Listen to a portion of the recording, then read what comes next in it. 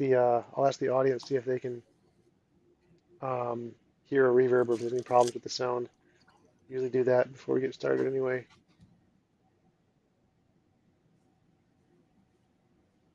Wait for some people to just hop in and tell me. No.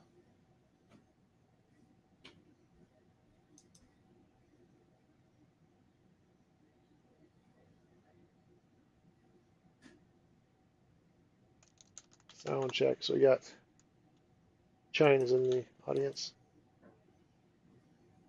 How is the sound, audience? Is the sound? You might want to say something just so they can hear you. See if you sound okay.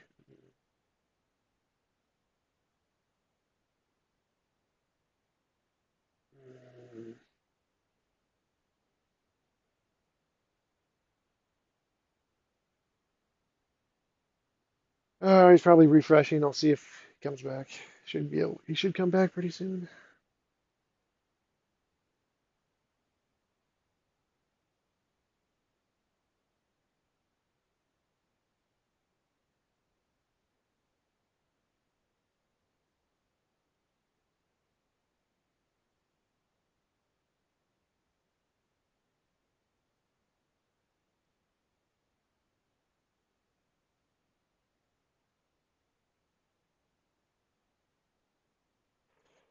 Hey guys, how's it going? Might as well chat while waiting for him to come back.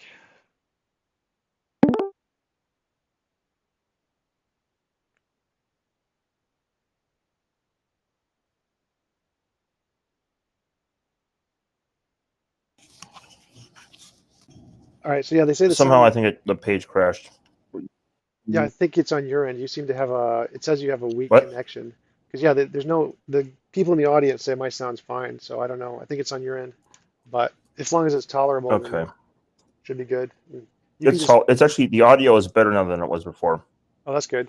All right. So there's a little bit of a reverb, but it's I can easily hear you. So Okay, and if it crashes again, you can just press the refresh button because it'll be the exact same website and should work fine. All right, so Johanan, is that how you pronounce your name? yes, yes, Thanks for coming on. I really appreciate you taking the time to have a conversation with me. You're an idealist, is that correct? You believe that everything is fundamentally mental. yeah, Right, I'm an atheist, by which I mean I believe yeah. there's no reason to believe in a God. Could you tell me some of the reasons you believe that we have to justify the belief that the universe is idealistic or fundamentally mental? And I can tell you my position on those reasons, and then I'd like to hear your Okay, thoughts on my position. so the first the first one is from physics, fundamental physics, and they're trying to unify quantum mechanics with relativity now. There's no General reason to relativity, believe in a that is. God. They've Could you tell already me met some of with the reasons special you believe relativity that we have a long to time ago. justify the belief But that the universe is? the conclusion they're coming to is that in order to do this, space time has to be emergent. And specifically, they've discovered in the last 4 or 5 years that it is emergent from quantum entanglement. So, quantum entanglement, of course, being the phenomenon where you have two particles sharing the same quantum state and you separate them at vast distances and you affect one and the other one changes instantly. So, what's actually going on is that we're calling space time, which is the distance between you and where do you live, by the way? Minnesota. Okay, I'm in Wisconsin. So you're in Minnesota, I'm in Wisconsin, and normally you have to travel a bunch of hours to drive there. But in reality, in what quantum, the findings in quantum gravity are saying is that distance is a construction of quantum entanglement. And of course, when we're talking about this, they're saying that space is actually an illusion. Now, that may sound astonishing. And if you heard a random Joe Blow on the street say it, you'd say, well, that's crazy. But these are our top level physicists saying this, and not just one or two of them, but virtually the entire quantum gravity field right now is saying that space is an illusion or is emergent. It doesn't fundamentally exist. And then it emerges out of these entanglement links, entangled quantum information. So, of course, when you have space being a construction, that means everything that occupies the space also has to be a construction, such as matter and energy, or what we think of as matter and energy. And then, if that's the case, then everything that we're calling physical in space time sense, not necessarily within the realm of physics sense, has emergent. It is not fundamental. And so the only thing that left is information, specifically quantum information, and then everything emerges out of that. Now, that's consensus physics in the field of quantum gravity right now. Now, of course, that gives you immaterialism, but immaterialism isn't exactly the same thing as idealism. Idealism is a subset of immaterialism, right? All right, one second. One just said the world's immaterial, but doesn't say what the substance that.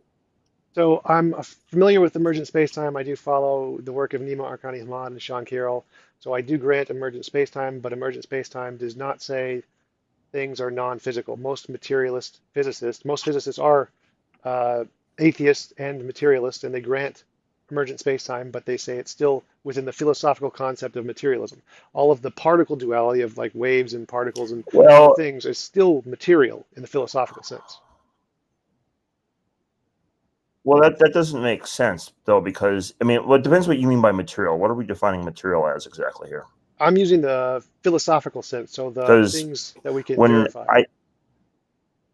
What sense is that? Because within philosophy, there are different ways of defining materialism, and the most common way, this is both with Kant, Immanuel Kant does this, as well as, this is kind of the common sense view, is that matter is something that occupies space-time. Like, for example, you're sitting in your sofa there. If your sofa had no spatial extension, it wouldn't make much sense to call it a piece of matter, would it?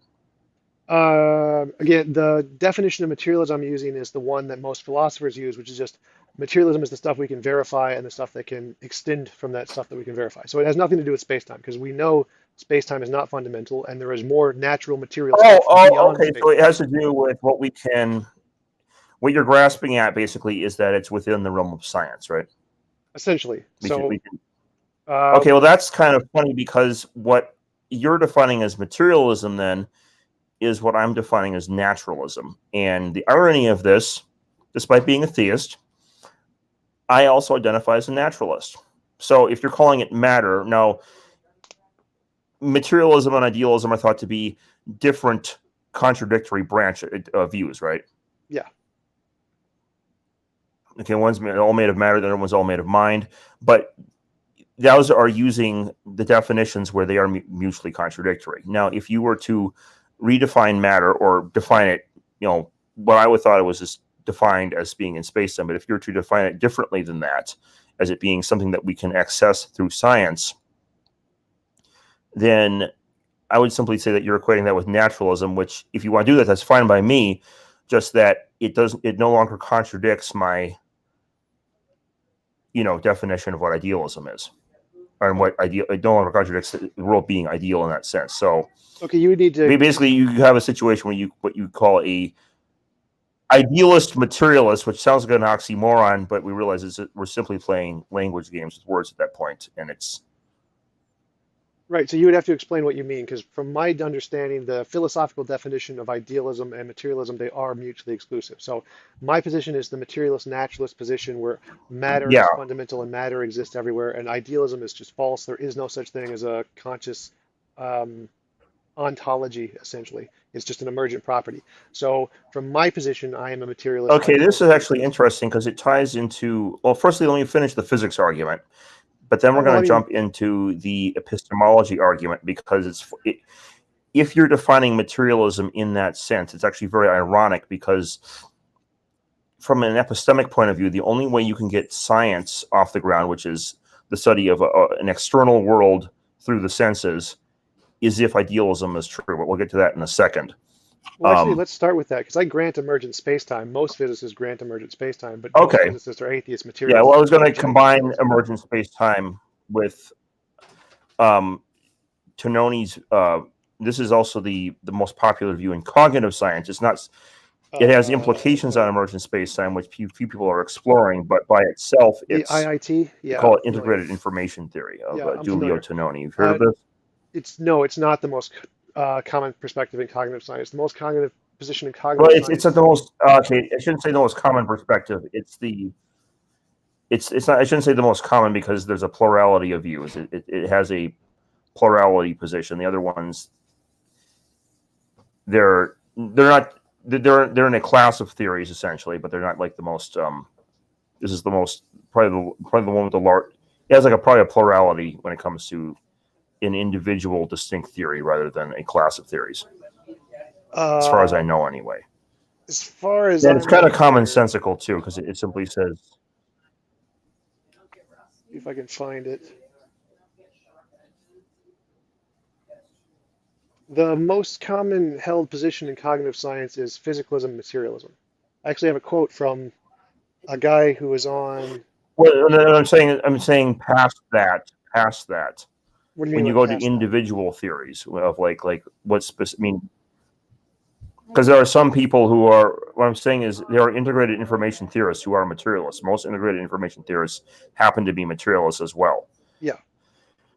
So it gets tricky when you talk about this, because you can have integrated information theory without materialism, but at the same time, most integrated information theorists also happen to be materialists. Yeah, But the it's the vast majority of specifics cognitive of the science science rejects of integrated idealism. information theory that I want to get into. Most cognitive Yes, scientists I know, reject but what I'm getting idealism. at is I'm forgetting their. What I'm saying is I'm forgetting forget their specific views at the moment and look at the specific science they're talking about. And when we combine that science with the emergent space-time science, what we see is that space-time emerges from consciousness.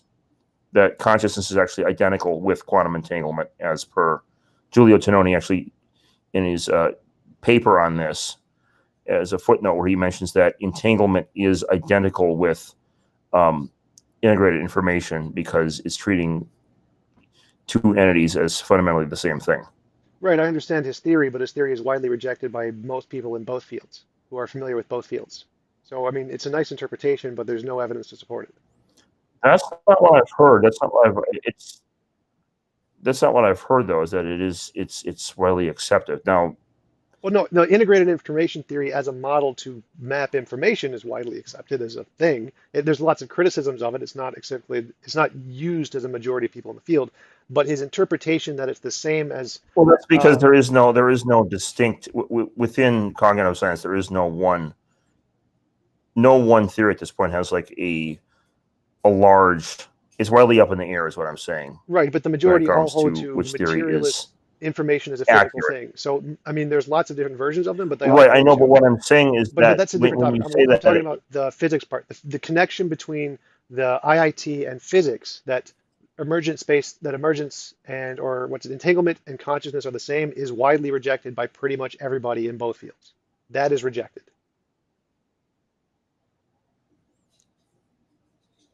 Well, the question is why that would be the case, though. Then, because is your audio still there?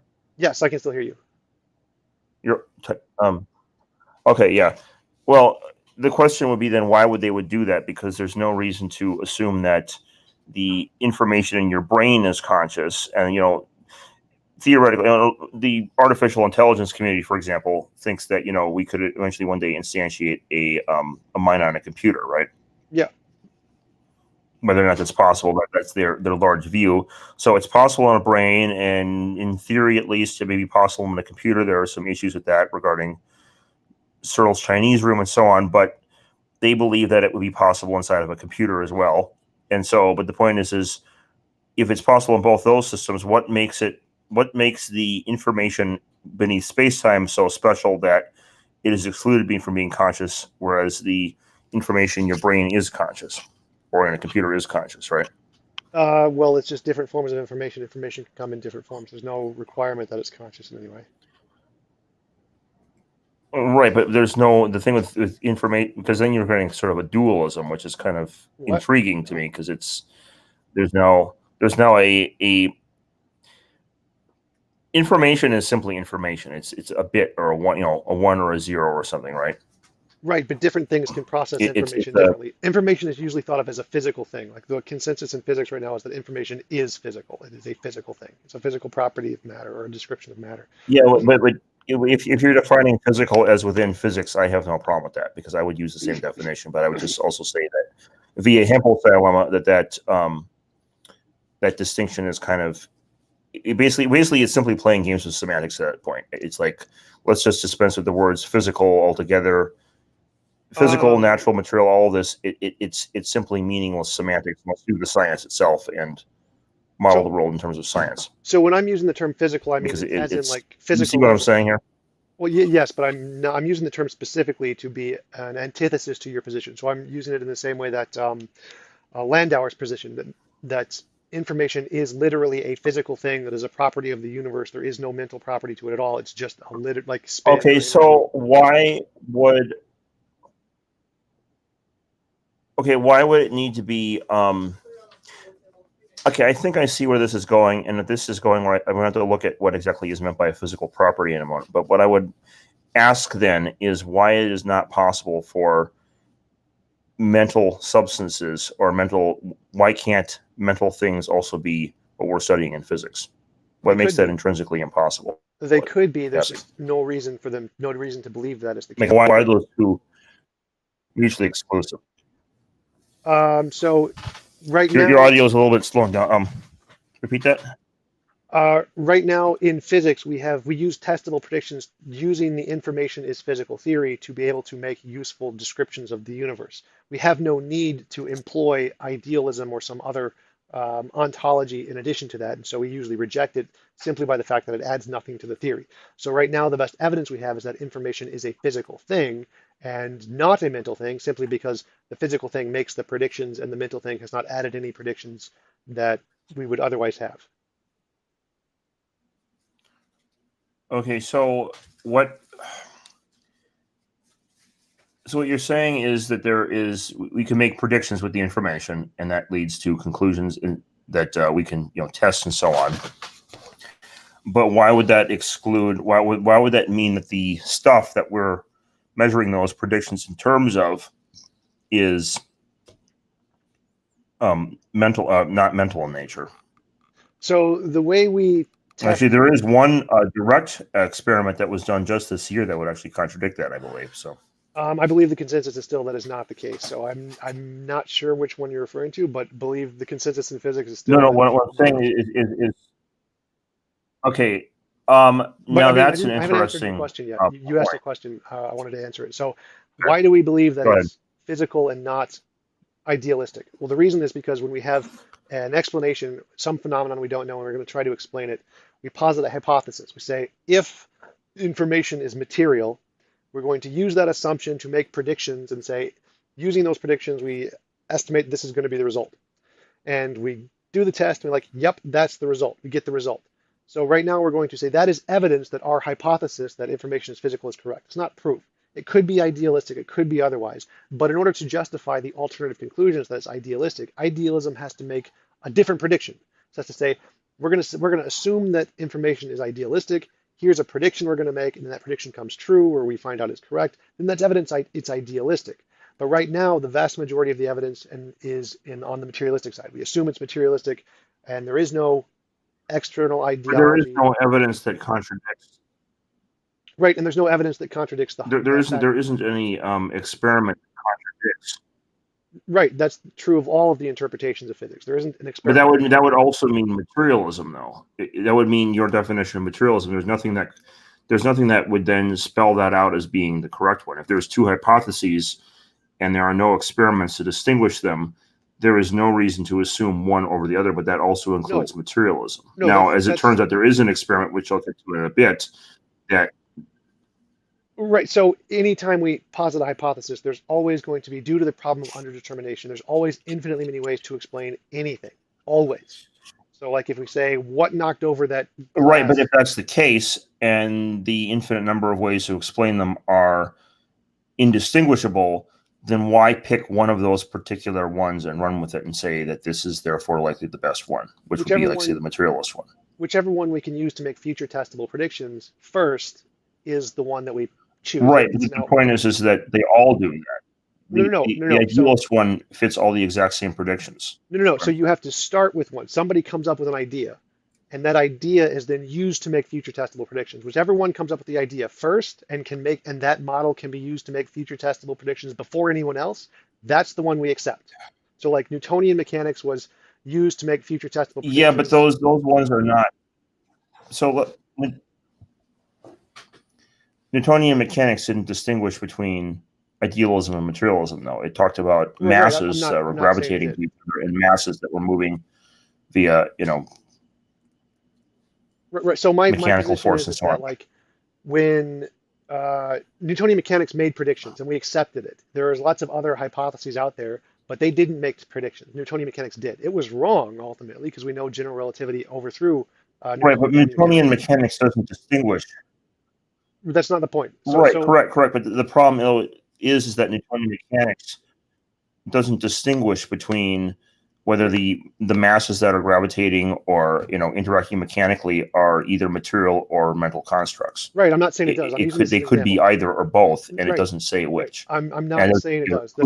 I'm using this as an example. So this applies to any scientific hypothesis ever.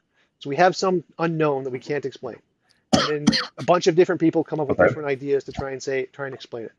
Now, whoever comes up with the idea first that can be used to make predictions, that's the one we accept. That's it. That we accept that one over all of the others, even if all of the others can post hoc. Then show me. Even if all of the others can post hoc explain the same evidence, we don't accept those. We accept the one that's first until other ones can come along and make more predictions. And right now, the hypothesis that's fine. That's fine. But if that's the case, and I took a physics major in college. I have a physics degree, and I've seen all the physics theories, and I've not seen one which says that the world is a material construct. In fact, they don't even talk about it that way. They don't use the language of materialism. They use the language of, masses or velocities or spins, etc. It doesn't show up in the theories anywhere. So I'm curious which theory it is that you're saying is making the predictions that has materialism in it. Landauer's principle of physical. So it's just saying that the physical principle pertaining to the lower theoretical limit of energy consumption of computation, and information is just a physical property like the universe, just like all of the others. It doesn't exclude idealism, but it doesn't require it. So it uses the assumption that the world is physical, natural, material, if you want to put it that way, and it just uses predictions, and that's what we go with. Right, but I think that my form of idealism is fully compatible. It's not just fully compatible with science. It's saying that what we're seeing in science is mental constructs. So if that's the case, then it's fully compatible with naturalism. It doesn't contradict Landauer's principle in that sense. All of the theories in physics are compatible with this, every single one of them. But that's not evidence of them. You can always make a theory compatible with anything else. But for it to be evidence, for your theory to be reasonable to believe, you have to go beyond just. It has to go over and above the previous evidence, and I do have an experiment that does that. But I'm just talking right now at the philosophical level why we are prioritizing materialism over idealism if materialism is never in any of these scientific theories itself, and if it is. What I'm saying is you're saying, johanan idealism doesn't explain anything that the previous data doesn't explain, right? And that's all well and good. But the problem is I'm flipping it around and saying, well, if that's the case, then why are we not saying, materialism you could just throw in the word materialism instead of idealism, and the exact same statement is true. And so there's no reason prima facie to equate scientific evidence with material evidence. Because all of the things are assumed in the hypothesis to be material. See what I'm saying? We're talking about material things. So we assume that the matter exists and it is a physical material thing. But that's an assumption. There's nothing. Right. That's all. There's no reason to make the theories work just fine without those assumptions. That's true. But again, these are the assumptions that we started with. So again, the first theory, whatever assumptions it makes, that can be used to make testament predictions, is the one we accept. So because it started with the assumptions of. Right, but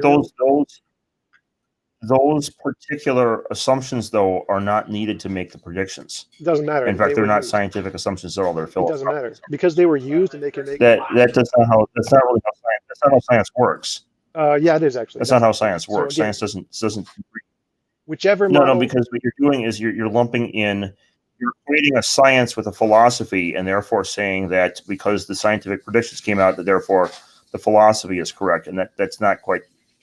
They're equivocating science with philosophy implicitly at the beginning, and then coming to the conclusion, here's the evidence, so therefore the philosophy is also correct. And no, it doesn't work that way because it does. It's not. It does. That's exactly how it works. That's exactly why Newtonian mechanics. You can't start with an assumption that it's all material when that assumption, you could dispense with it and make the exact same predictions. Just you've heard of the No, no, principle no. of parsimony? No, that's exactly what underdetermination does. Like the reason we accept Newtonian mechanics, even though you can get rid of the assumptions and assume general relativity, is because it was first. The reason we assume the Copenhagen interpretation is true and that randomness is a fundamental part of the universe is because it was first and it worked. Even though string theory and the de Broglie pilot wave When you theory, get to the Copenhagen interpretation, it's funny you bring Copenhagen up. It's funny you bring Copenhagen up because there's something connecting very directly to that right? I know I'm links familiar, into but the experiment. I'm familiar. But the point is that we accept his assumption that randomness is a fundamental part of the reality because that assumption can make testable predictions, even though you can get the same result by assuming it's wrong and assuming there's some hidden variable or the pilot wave theory or the many worlds hypothesis. You can get the exact same predictions, but we don't assume those are correct. We assume the Copenhagen interpretation's assumptions are correct because it was first. That's how science works. The ones that's first can be used to make Right. predictions as What I'm getting at is, okay, what I'm making is, okay, there's something called the principle of parsimony, okay? And it Occam's basically razor. I'm familiar. means Occam's razor. You don't have the theory that has the most assumptions in it, or even more. You take the simplest theory that explains the evidence. So if there is a theory that says the moon goes around the Earth by way of both gravity and magic fairies, and there's another one that says the moon goes around the Earth by way of gravity, and they both have the same prediction, you dispense the one that says by magic fairy. Adds the magic fairies in there. They're basically Russell's teapot. There's no reason to add them, and you get rid of that, right? No, Occam's razor only applies when you don't have one theory that makes testable predictions. So if you have a theory that makes testable predictions, it doesn't matter how complicated it is, it wins. Even if you have a simpler theory that can explain No. But things. that's the thing, though, is that it's not just that theory here. Because what we're saying is that the theory that is making the predictions can be made simpler and make the same predictions without anything differing at Right, all. but until you can Basically, make an if you additional have one, a theory that comes in and says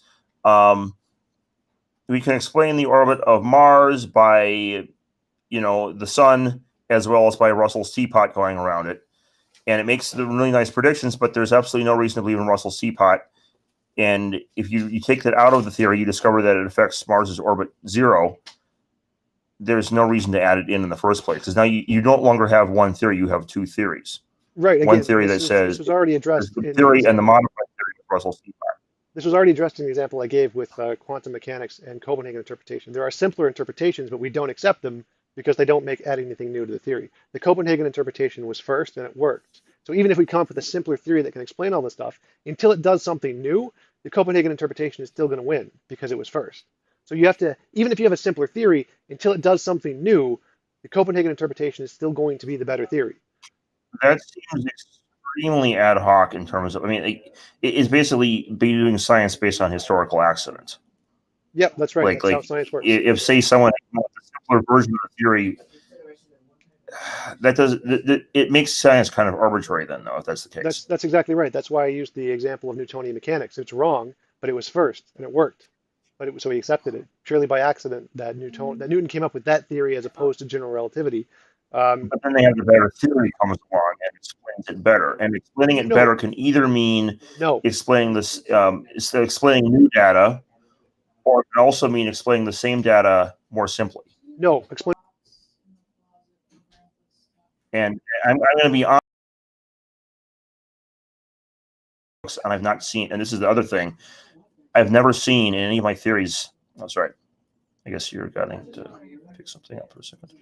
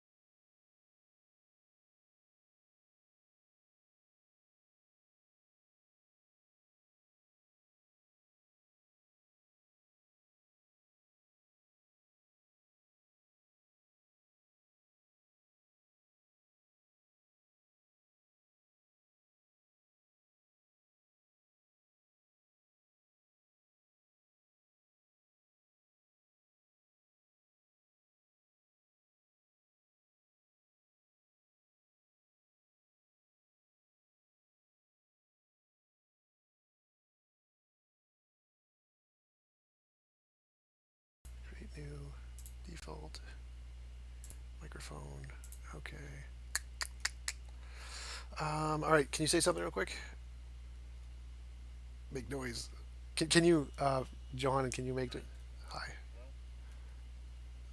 All right. Let's see. Um, Okay, well, let's talk about a new test then. okay. Oh, I can hear you typing. Oh yeah. Okay, so The chat is. I'm making sure everything's I'm working outside. So. okay. So in quantum mechanics, as you know, when you're not measuring or observing a particle, it does not take on definitive properties, right? And of course, we'll get into the difference between measure and observe in a moment, but you understand that far this far, right? Right. The collapse requires observation. Okay, so now you might say, well, it's just a detector that's doing it. It's not an actual mind doing that because you have a camera there and the camera collapses the wave function just perfectly, right? Yep. Well, the problem with this is that the camera is made up of little atoms, which are in turn made up of little quantum particles, which in turn do not exist before someone collapses or measures of little atoms. So you have another camera looking at the first camera to collapse it so it can collapse the electron coming at the target, right? Yeah. Is this So Wigner's friend? what? Wigner's friend, essentially. Exactly. Well, it turns out now beforehand, Wigner's friend, they didn't like Wigner's friend, okay? And there was a poll done in, I believe it was 2011 on this. And they showed that some 52%, I believe it was, of physicists, was it 51%? No, sorry, it was 57%, I believe, said that they agreed that the mind is in the math of the physics, okay? And now the funny thing with this is that only 51% said that it matched, 61%, and forgetting the exact numbers. I do remember it was 6% that thought it was within, it was also applying to reality, and 55% in turn said it was in the math but didn't apply to reality, which is very peculiar because... Do you remember what the study's called? I believe it was a screenshot of attitudes in quantum mechanics. You can find it on Sean Carroll's blog under the most embarrassing graph in physics. All right. Now, what's funny is this is just to show you how plastic these views can be. 6 years later, they did another study, and they asked the exact same question. And I'm going to try and find that study if I can here. It's been a little while, but I'm going to see if I can dig it up. They asked the same question, and the polling had shifted now, and a full 22% of physicists had said that consciousness, like the observer, affects the wave function and collapses it. Right. I think that was due to the delayed quantum eraser, where they showed that was actually the case. Yeah. So now, what's interesting that was like a huge spike in it went from a view that was hardly held by anyone to an entire fifth of the community did it, which you think that's, you should say that's not a majority, but when you realize what the attitudes in quantum mechanics are, other than Copenhagen as kind of a default position, no one interpretation has a majority. They're all pluralities, like many worlds, which is very mainstream. That literally is the mainstream materialist alternative to the immaterialist Copenhagen interpretation, or instrumentalist Copenhagen, depending on, they lump together instrumentalists and immaterialists together there for some reason.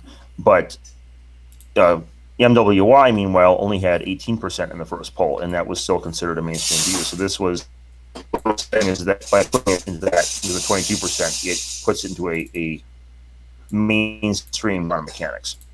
Right. Simply because, there are multiple mainstream views of quantum mechanics. Right. So now what's interesting is that was in 2017.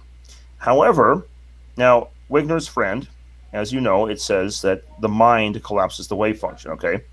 And that would include, it's not just a microscopic measuring device that's outside of our mind's range, because they've also showed in 2011 that macro realism is false. So, your computer, even though it's not going to quantum tunnel through your table or something like that, because the probability amplitudes are so tiny at that level that it's not gonna you're not gonna see any goofy, spooky quantum effects at your level. It still is not. It's still going to have the quantum property of not rendering until you look at it. It's still going to be in that fuzzy quantum mechanical blur until you look at it. And so, even if the blur is very tiny, so this, if Wigner's friend is the case, it will include necessarily our conscious perceptions. So your sensation, your mental sensation of looking at the screen, that is a thing that comes out of collapse. Now, as of February of this year, they conducted the Wigner's friend experiment, and they showed that specifically that a particle, depending on which frame you're in, is either entangled or not entangled at the same time.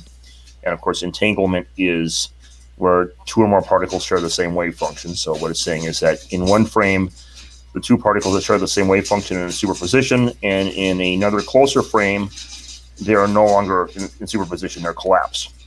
And so collapse is relative to frame, right? Right. So Schrodinger's equations. With that experiment, they show that if collapse is relative to frame, that is the Wigner's friend experiment. Right. That's the von Neumann. You're seeing two steps of the von Neumann chain. One is entangled, one is not. That includes our frame as well. And if it's our frame though is all mental perception. I'm not seeing how this relates to your argument. How does this relate to your argument?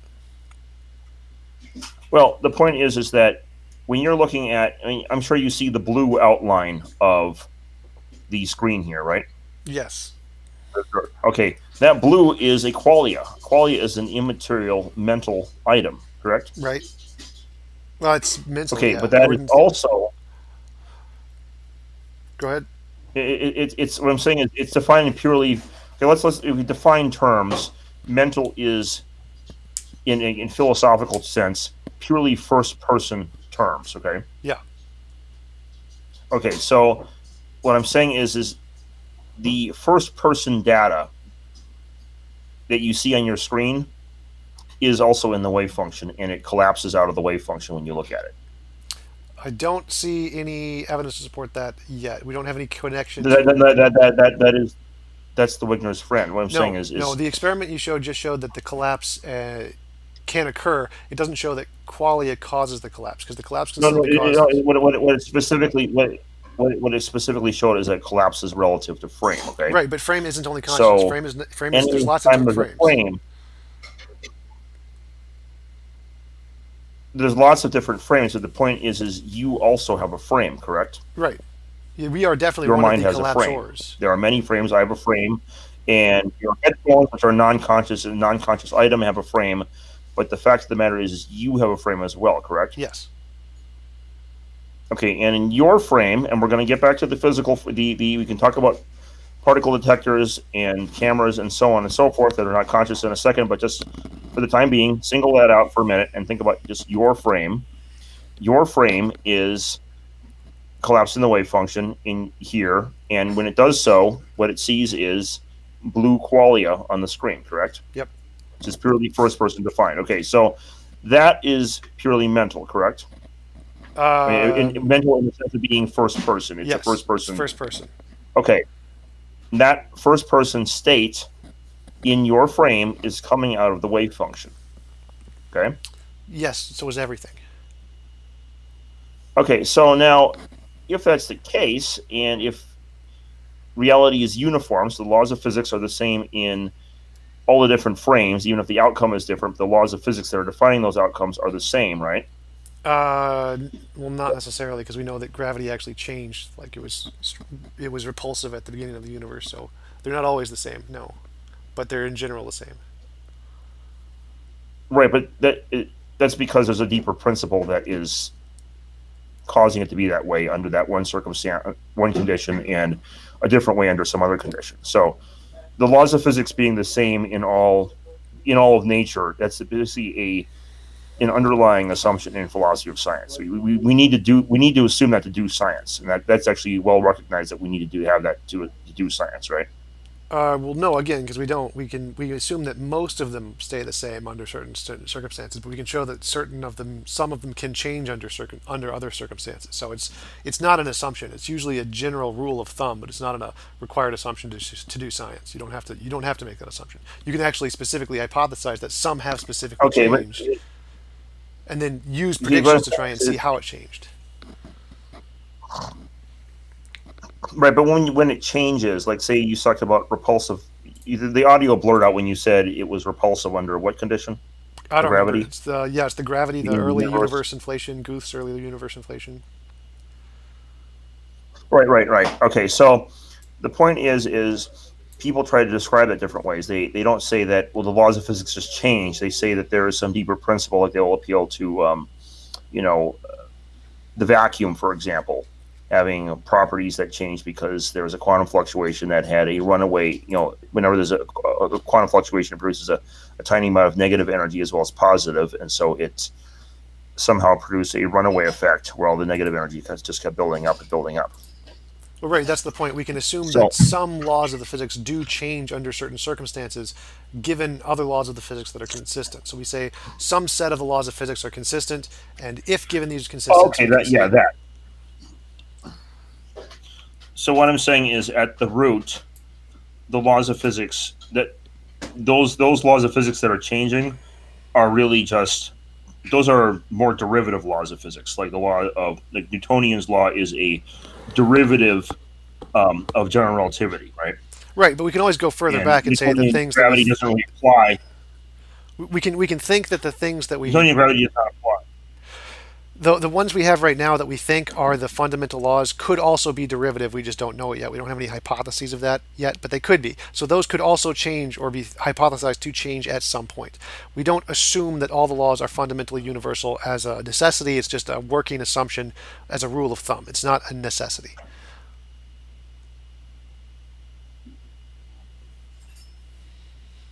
Your audio is I can't hear your audio. Um, we Oh, don't now I can hear it. Now I can hear it. Okay, so we don't assume the laws of physics are the same as a necessity. They can change. It's just a rule of thumb that we use to make predictions. So we can specifically hypothesize they will change, and even the most fundamental ones could actually be derivative and change. We could come up with hypotheses for those later. We just don't know yet. We just don't. So it's not that we must necessarily assume they don't change. That is not the case.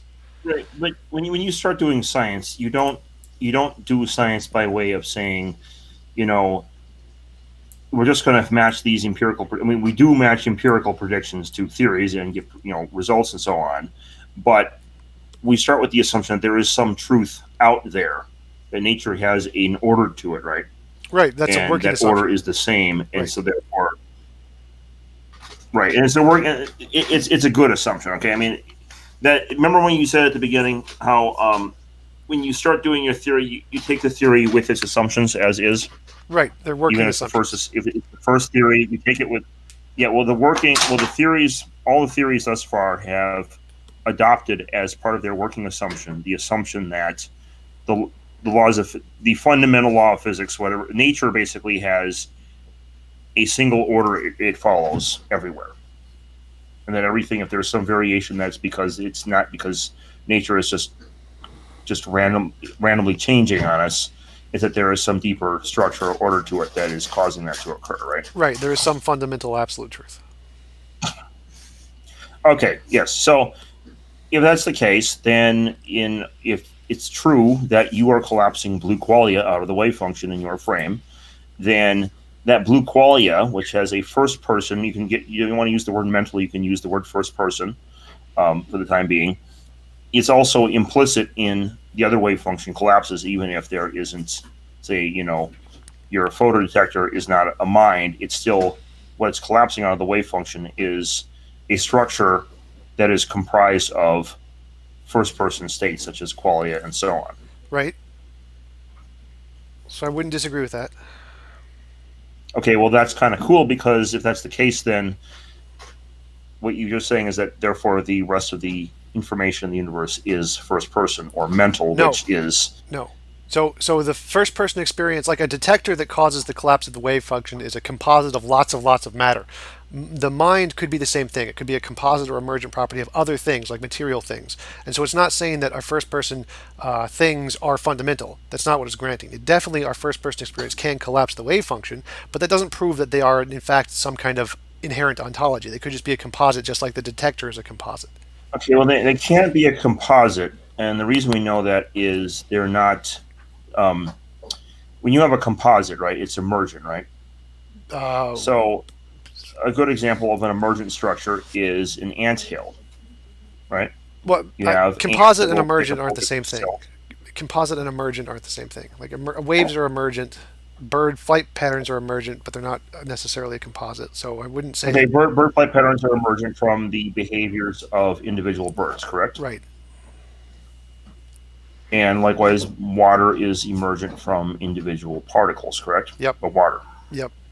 waves, I mean, Yep. and the motions of those individual particles. Right. Okay, so the point is you can, in principle, take a computer simulator and you can say, okay, we're going to model the behavior of this one water particle, and we're going to add another water particle in, and it's the behavior of this other water particle, and you keep adding them on, and they can interact with each other, and you can predict everything from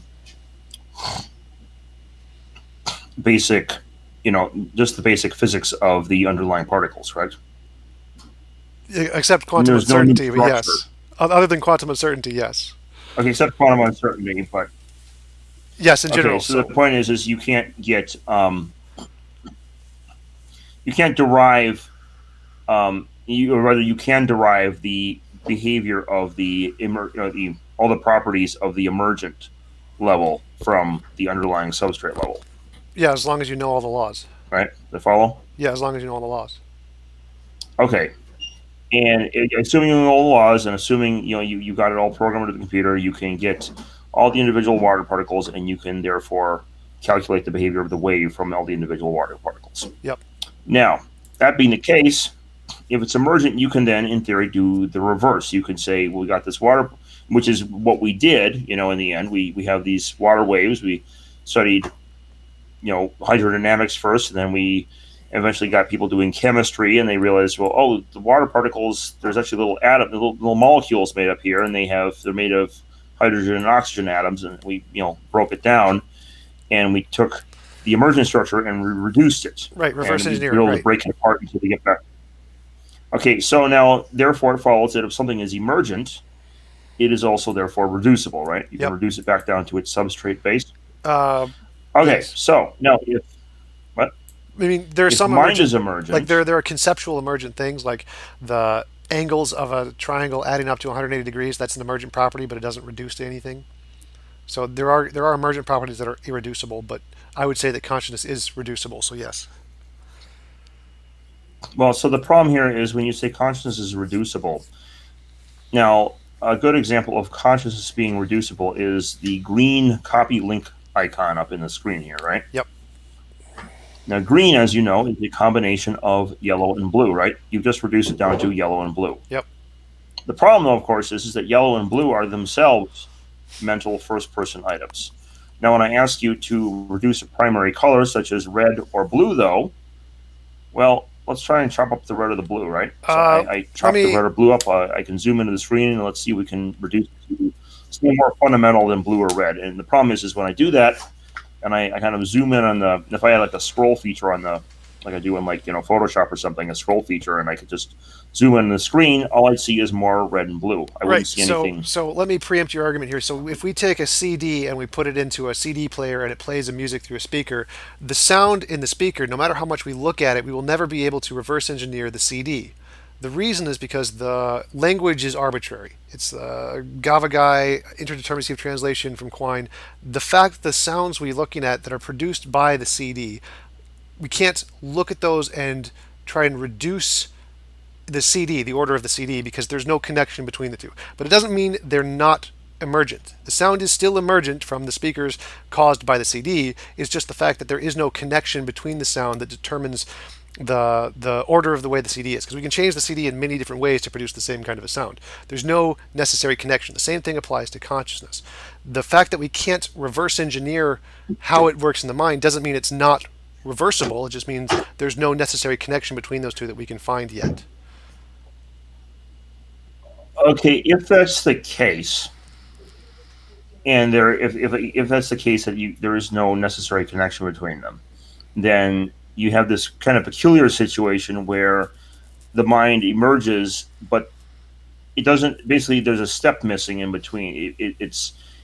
it's something you can't predict from the underlying substrate. It just appears at this level, and you can't predict it, right? Is that what you're just Yes, describing in this case, we can't essentially? predict it So yet. it's a There could different be. kind, okay, you can't predict it yet, but the point is you first-person items are intrinsically irreducible, and this is No, a that's point that false. Joseph Levine pointed out. That's false. That's the example I use, where if we listen to sound from speakers, you can't say they're intrinsically irreducible, because they are reducible. We just, until we actually look at the Okay, computer code, we can't but reduce them. a third-person item has no, there's nothing, it has no common properties of the first-person item. That's correct, and there's no common properties between a sound wave and an order of ones and zeros on a CD. The same thing applies in both analogies. The fact that it's a composition Well, no, the division common fallacy. property is that the sound wave is not actually emerging from the ones and zeros in the CD. It's being translated. It's the ones and zeros in the CD are telling a little computer chip in the CD player to produce magnetic oscillations in a wire, which then produce a current and then oscillate the speakers in a certain way. So it's not. It's kind of a false analogy because it's not actually emerging from the ones and zeros. It's producing a causal mechanical effect, which then causes the speakers to vibrate in a certain fashion so as to produce the sound. Which is exactly what naturalists think the mind does. The brain produces the mind in the exact same way. It's just a process that, just like the sound. But then that's the case, though. It's not. It's not really producing it.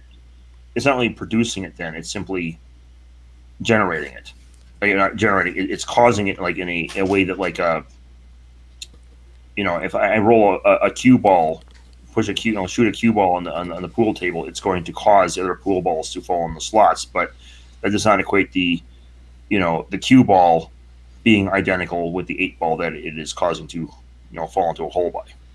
Right. So I'd say the brain itself isn't consciousness. The brain produces or creates a process, when the process is consciousness. So like the brain, if it's dead, the cue ball, the brain is equivalent.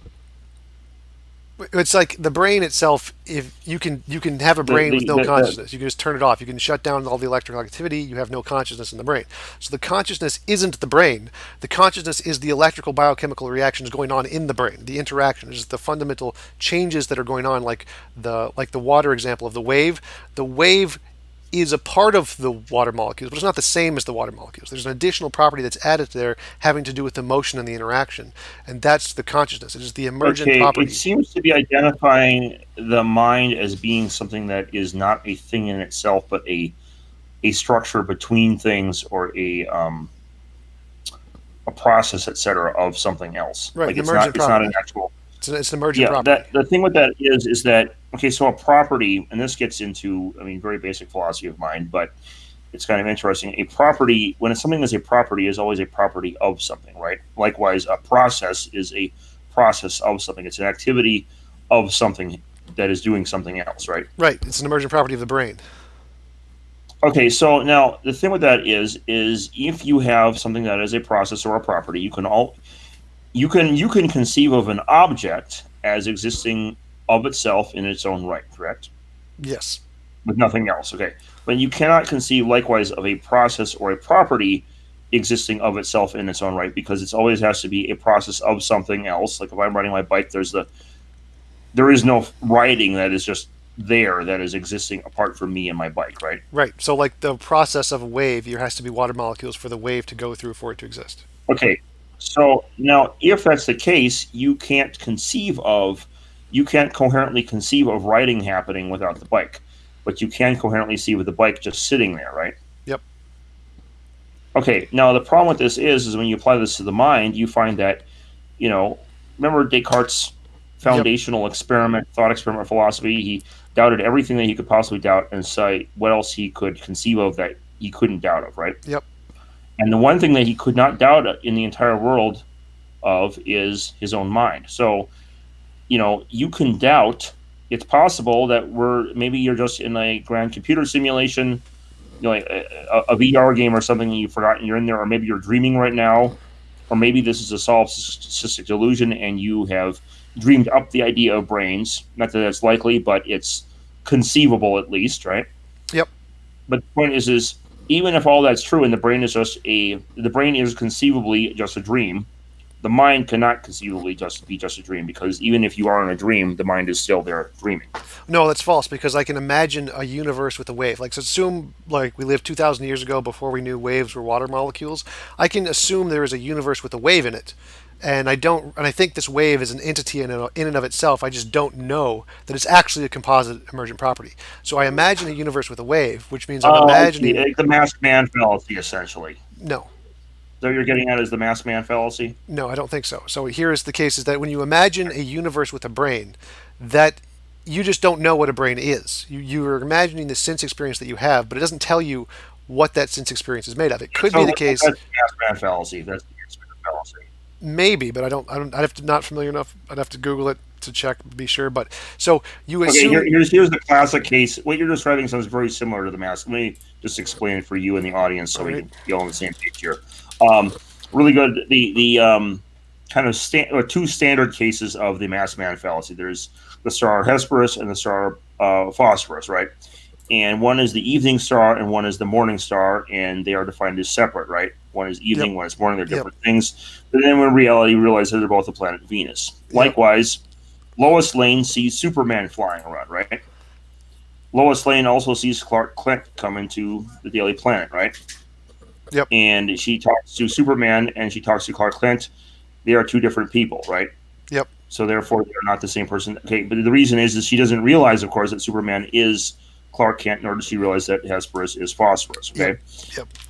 Now, the problem with this sort of thinking is that masked man fallacies always apply to something other than oneself. It's a Right. third person Right. item. So Something that let we don't know the. let me jump in there. So this is not the masked man fallacy. I'm not making the masked man fallacy. The masked man All right. fallacy, if there's All a right. difference All right. between A and B, then it's not the masked man fallacy because there's actually a difference. So in my case, I'm saying that it's you're making a you're Okay. making what? Can you hear me now? Can you Go hear me? ahead. Sorry. Okay, so Yeah. Yeah. what I'm saying is that you're making the assumption that what you're imagining in the mind, or a wave in this case, in the universe, is itself a thing and is not itself a composite. It could be a composite. You don't know. It could be its own thing. I don't deny that possibility, but it could be a composite, or it could be essentially just a material thing. So you've made the assumption that this thing you're imagining, a universe with a mind in it, that mind is itself a fundamental thing. It isn't a composite when it could in fact be a composite. So you're confusing epistemology and ontology. You're imagining our epistemic means of knowing consciousness, which is our conscious experience, and you're confusing that with ontology, that is in fact a substance unto itself, which it may not be. It's like I can imagine a universe with a house. Houses don't have the same properties as bricks, but if I put enough bricks together, I can build a house. So you gain an additional property just by adding more of the same thing to it. So you can get this new property of consciousness even from unconscious things by just adding more and having some kind of a relationship between them, a relation. So even though you can imagine a universe with a mind, that does not mean mind is essential. It just means that minds may be a composite of other things that you just don't know about yet. Just like we can imagine a universe with a wave before we knew waves were a product of water molecules.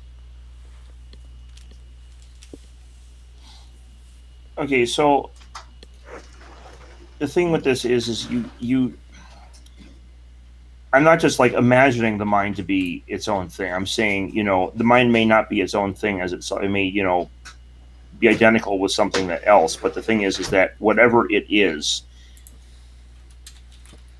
you can, the whole world could be a dream. The brain could not be real. It could just be like a dream that the mind is dependent on the brain, right? Yep. But the point is that the very fact that that is conceivable, okay, and is logically coherent, means the mind is such that it could exist in that kind of a world. Sure. Okay. And the thing is if it is such that it could exist in that kind of a world, it can't also be then the kind of thing that is necessarily dependent on smaller building blocks to make it. No, that's that are independent. So again, there's multiple Because ways. you can conceive of the world, you can conceive of consciousness without conceive of those smaller building blocks. No, it's like saying I can conceive of a universe with leprechauns, but this universe may not have leprechauns. So even though we can conceive of a consciousness that is a fundamental thing and is a essence unto itself, it could be the case that consciousness is also a composite. So even though consciousness may be possibly its own thing, that doesn't mean it necessarily is. So you've seemed to have made the Okay, leap. so what I'm getting at is it's not just what I'm getting at is that the fact that it is conceivable in this way is itself a property of consciousness. Conceivability isn't a property. You can't. Not the idea that it. You see what I'm saying? It's not. I'm saying that it. This means this is just because you conceive it means it has this part. You know, minds could be this goofy thing that have magic pixie dust in it or something. Like, you can conceive of that, but you could also conceive of a world that's not the case, right?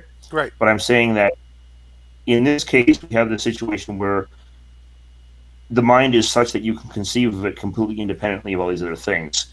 And even though in our world it may not be independent of other things in that exact way, the fact that you can conceive of it this way is a distinct property that is different than, if it was actually based on just fundamental material stuff. Well, no, I'm getting that's an argument from ignorance. So it's like if I can conceive, like imagine we lived 2,000 years ago, and we know what waves are. They're big movements of water. Now I can imagine a universe with a wave. Now I don't know what it's made of.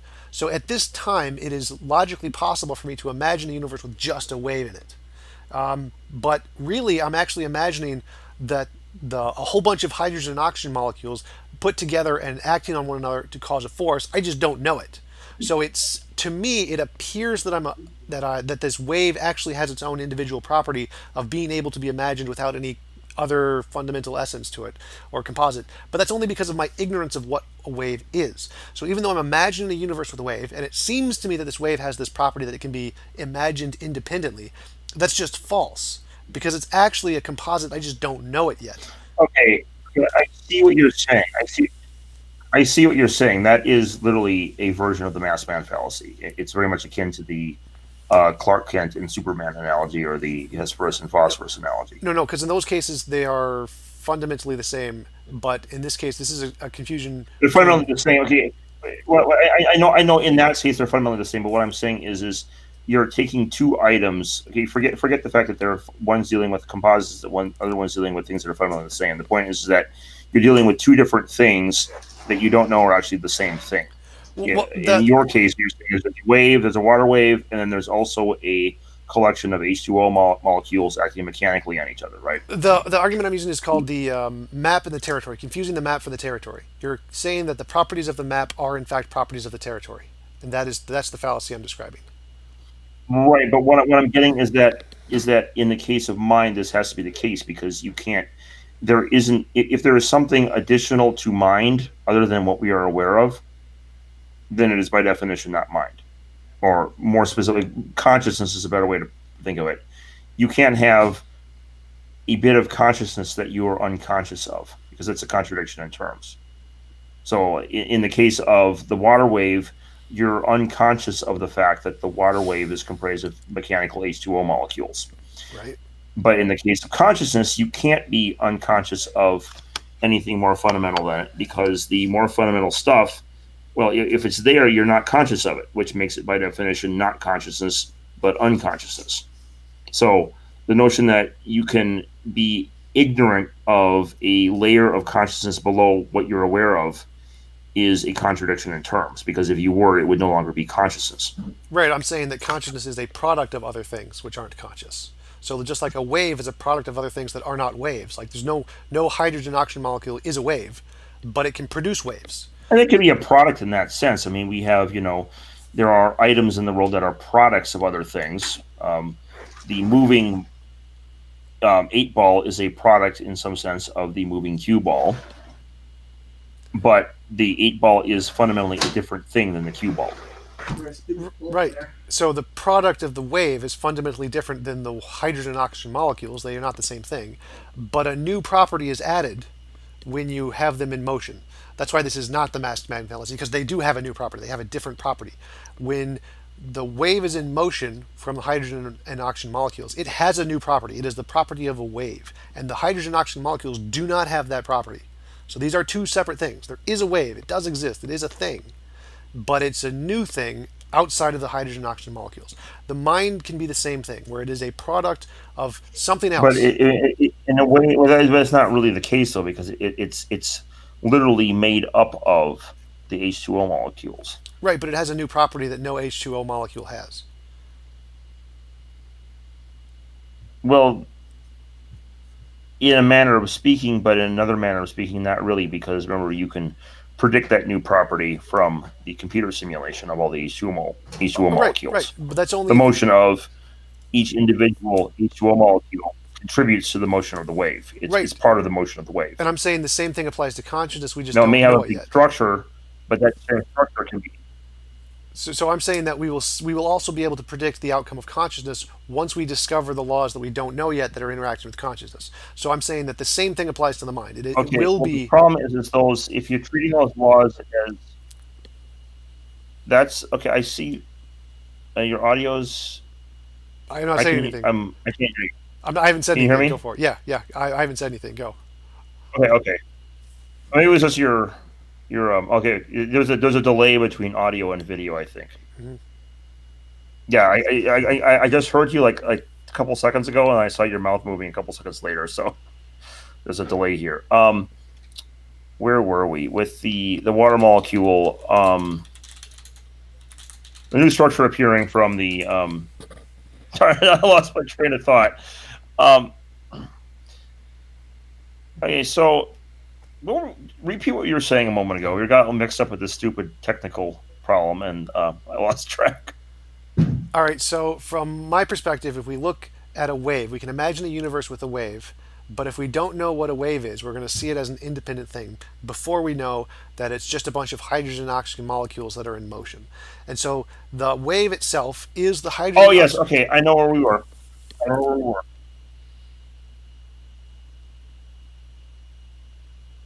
No, I lost your audio.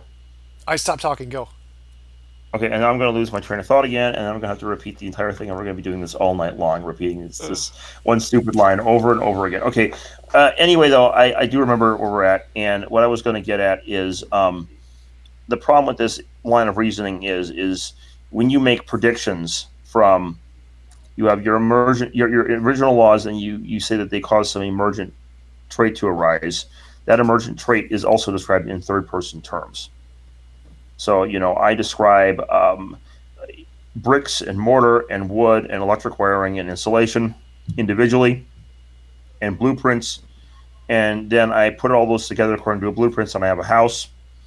But now the problem is well, the house is described in third person terms as well, namely the third person terms of the blueprints. And you can keep going up. You can do city planning like this, and you can keep building more stuff. It's all third person terms all the way up. You start with third person and you end with third person. And it never, you can never get to the end conclusion of, first person. So let's say in the case of consciousness, I have a chemical formula of sugar, right? And it's written on a piece of paper, and I look at the piece of paper. It's never going to taste sweet.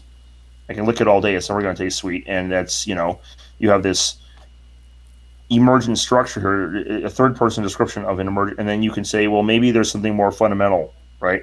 And you write those laws down on a piece of paper and so on. And those will never produce the sweetness sensation in your mouth either.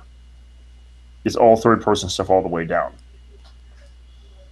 It never actually produces the first person stuff because the terms are of unlike qualities. It's not a matter of, you can layer as much syntax as you want, but the semantics inside of it is going to remain the same. That's You're the never going to actually get to the first person. that's the hard problem with consciousness. But I can describe your experience and I say, know, right? But the fact that there is a hard problem is that's the problem. Is that's the why it's called the hard problem, right?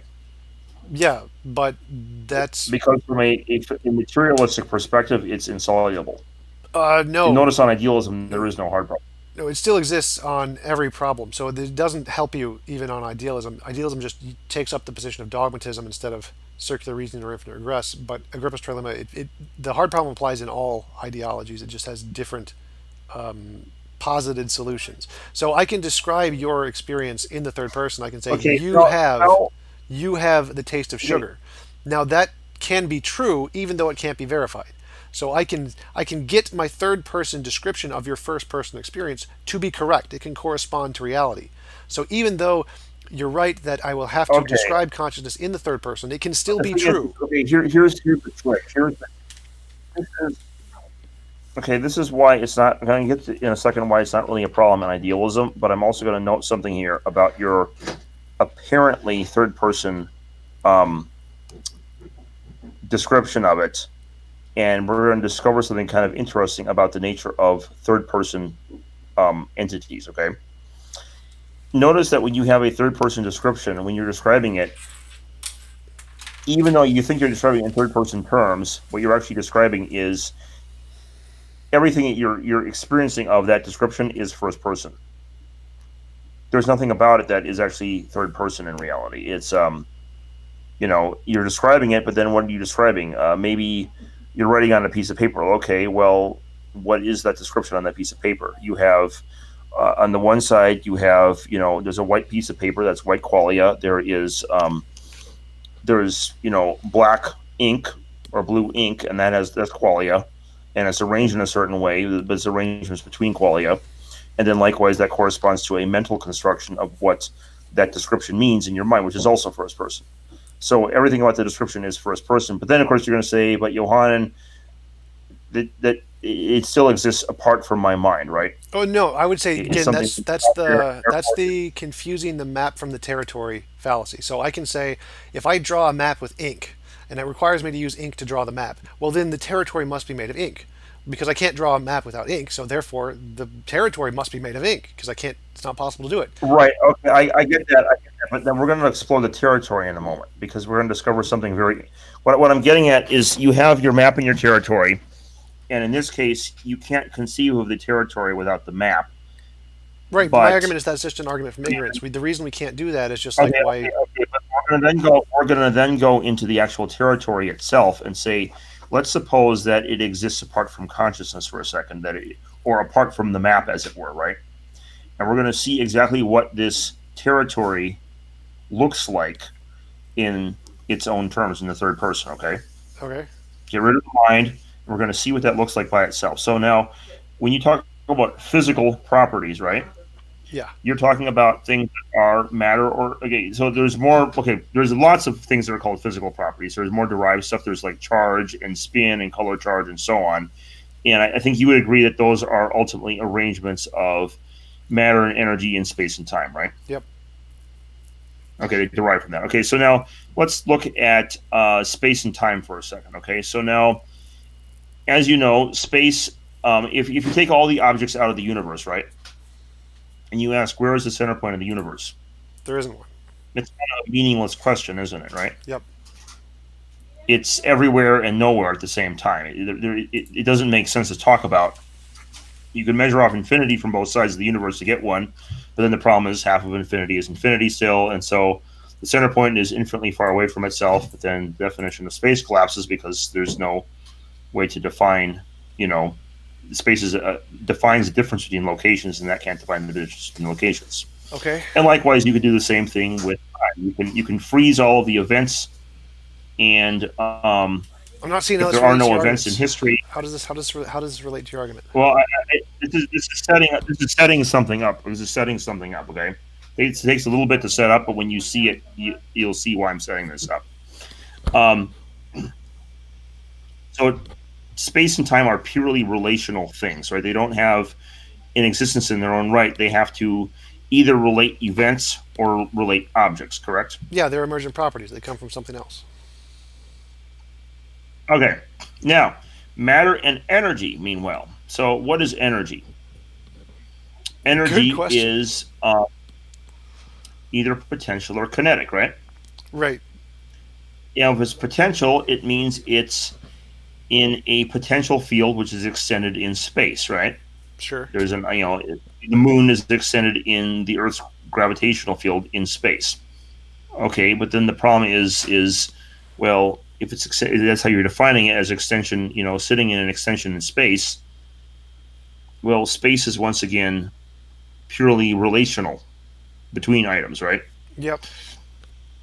And likewise, kinetic energy is also it's motion through space, right? Yep. And so that's also relational, right? Yep. And so this kind of weird thing is, well, energy then collapses. But you say, well, okay, well, you're a materialist, so maybe it all emerges from matter. Okay. Well, then let's go look at matter. Well, we ignore E equals mc squared for a moment because that obviously relates energy with matter. But Can I preempt your argument? So okay, I know where you're going with this. Yes, all forms of known matter and known energy collapse at the Big Bang with space and time. We don't know what could be before that, but there can be other things other than matter and energy, like Nemo Arcani Hamad's amplituhedron, or other kinds of space time, like imaginary time, or Itzelbar's two-time physics, or all kinds of other things. So, even though it's structural, it's a structure. right, but his theory is that that can exist before space and time. So it is independent of matter and energy in But space and time. okay, this is not where I was going. Not where I was going with that. This is not where I was going with that. Okay. Um, it was probably a good guess as to where I was going with that, but it is not actually where I'm going with this. What I'm saying is everything that you call physical, well, that reduces to space-time, matter, and energy, and space-time, matter, and energy in turn, they're purely. If you examine what they actually are, they're purely structural. There's no actual content of them. They have no independent content in their own right. Is the problem? Right, just like a They're wave structural. doesn't. A wave is structural. A wave is dependent on the structure of the water molecules that make it. All emergent properties have Right. that The feature. point I'm getting at is that it's structural all the way down in this case. If you assume only third person, then it's structural all the way down. The the water molecules are made of hydrogen and oxygen, which are in turn made of protons and electrons and neutrons, which, if you think about it, those are in turn fundamentally, at some point, you have these fundamental material bits that are arranged, H2O wise, right? Oh, right, right. So we don't know what the fundamental aspects of reality are. All we know about is the emergent phenomenon, which are matter and energy and space and time. But those could reduce to something Right. fundamental. We But just as don't long as know. you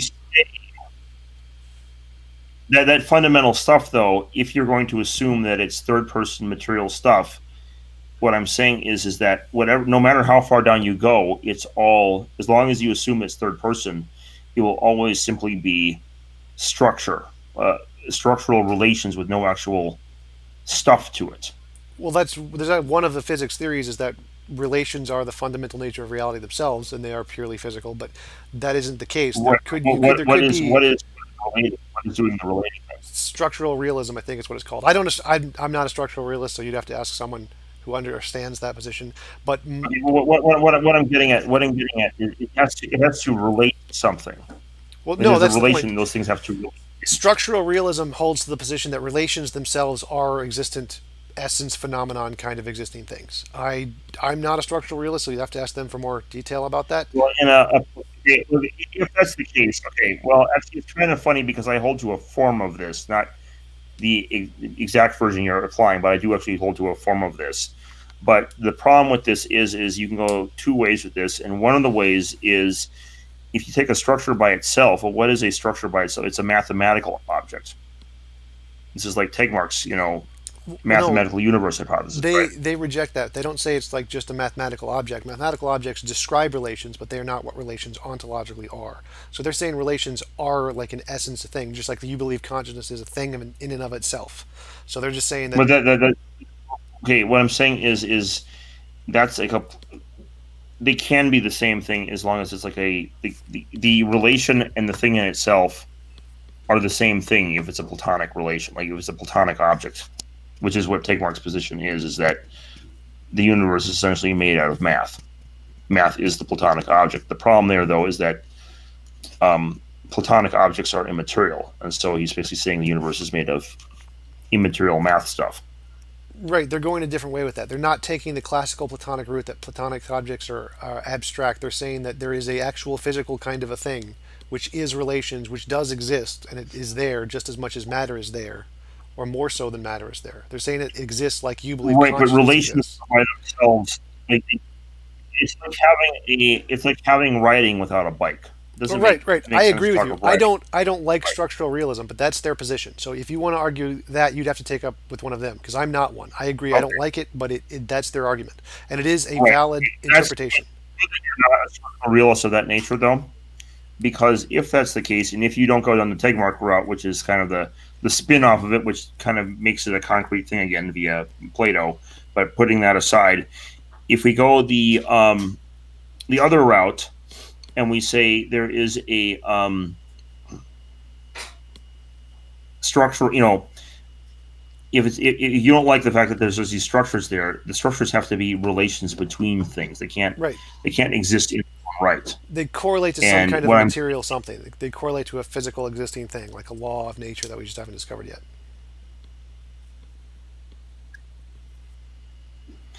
okay, so well, the law of nature itself is structural. I mean, if you write it down, in physics, everything's done as math, and so if you do the math of it, you have you see a set of relations between symbols on a chalkboard or a book or something. Math It's describes all it. pure relation. So math describes the thing in of itself, but is not the things. We have to ask then though what it is that what are those little symbols in the equation describing? They refer to something in reality that's out there. What is that something that they're referring to? No, they're just this is And then we look at language. that something. So math and logic are What? formal languages that describe reality. They don't they correspond to something that exists, but the math and logic themselves do not exist. So it's not like the the plus sign is a thing in the universe. So let's talk about the fundamental things that they are describing though then, right? Yeah, which is some And like we a got law of nature, some aspect of reality. what is the fundamental essence of those things that is existing that they are describing? I have no idea. And the problem is when we try to define regardless of how many mathematical laws and how far down we go, those laws are always structures. There's nothing that equal as anything other than structure if we assume it's third person. So far, that's only true so far. So Now, when so we add something like far, idealism in, we can say, so well, so no, it's not just so far. It's a matter of um, okay, what it's a matter of is a matter of methodology, as it were. Okay, it's a here's an example. Let's suppose you make remember those paint by color paintings you see at the store when you're a kid, mhm. and you see like little outlines and there's numbers in them, and you take the paint palette and you start painting in the numbers. Yep.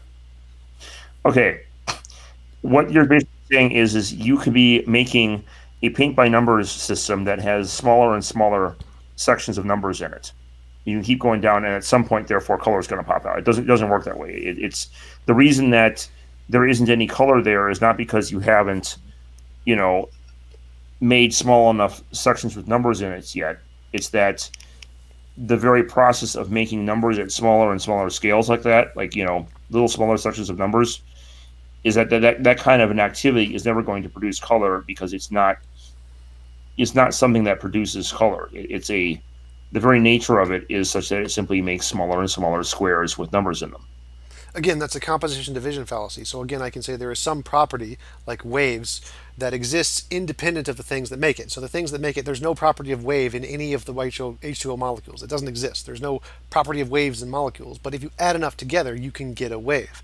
So we can say that the structuralism that we see may be emergent from some more fundamental thing that isn't structuralism. Or we could do like what Nima Karni Hamad does. And Here's the thing: is that okay? You're saying this is a composition fallacy on my part. What I'm saying is this is actually an equivocation fallacy on your part because the reason is you're equivocating syntax with semantics. The syntax is the outlines on the piece of paper with a number in it, or the canvas with the numbers in them, and the semantics is the paint you put in. The syntax is a relation between things. The semantics is the things in themselves.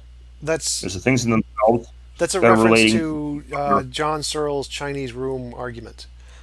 Well, No, John uses it in his argument, but that's just a universal definition of what syntax and oh, semantics right, are. They're, right. they're So, but no, so that is not what I'm arguing. I'm arguing that in the case of syntax and semantics, uh, just using the case of language because it has to do with language, our semantics are a result of the syntax. So if you see, for example, a bee sees a flower open up, the bee is going to interpret that as a signal to go get the nectar of the flower. And then if we wait a million years until the bee evolves to have some kind of cognitive capacity to apply meaning, it's going to see meaning and apply semantics to this syntactical interaction. It's going to say there is a syntax of I see flower open, therefore get food, and it's going to apply the semantic meaning to it afterward, post hoc ergo propter hoc.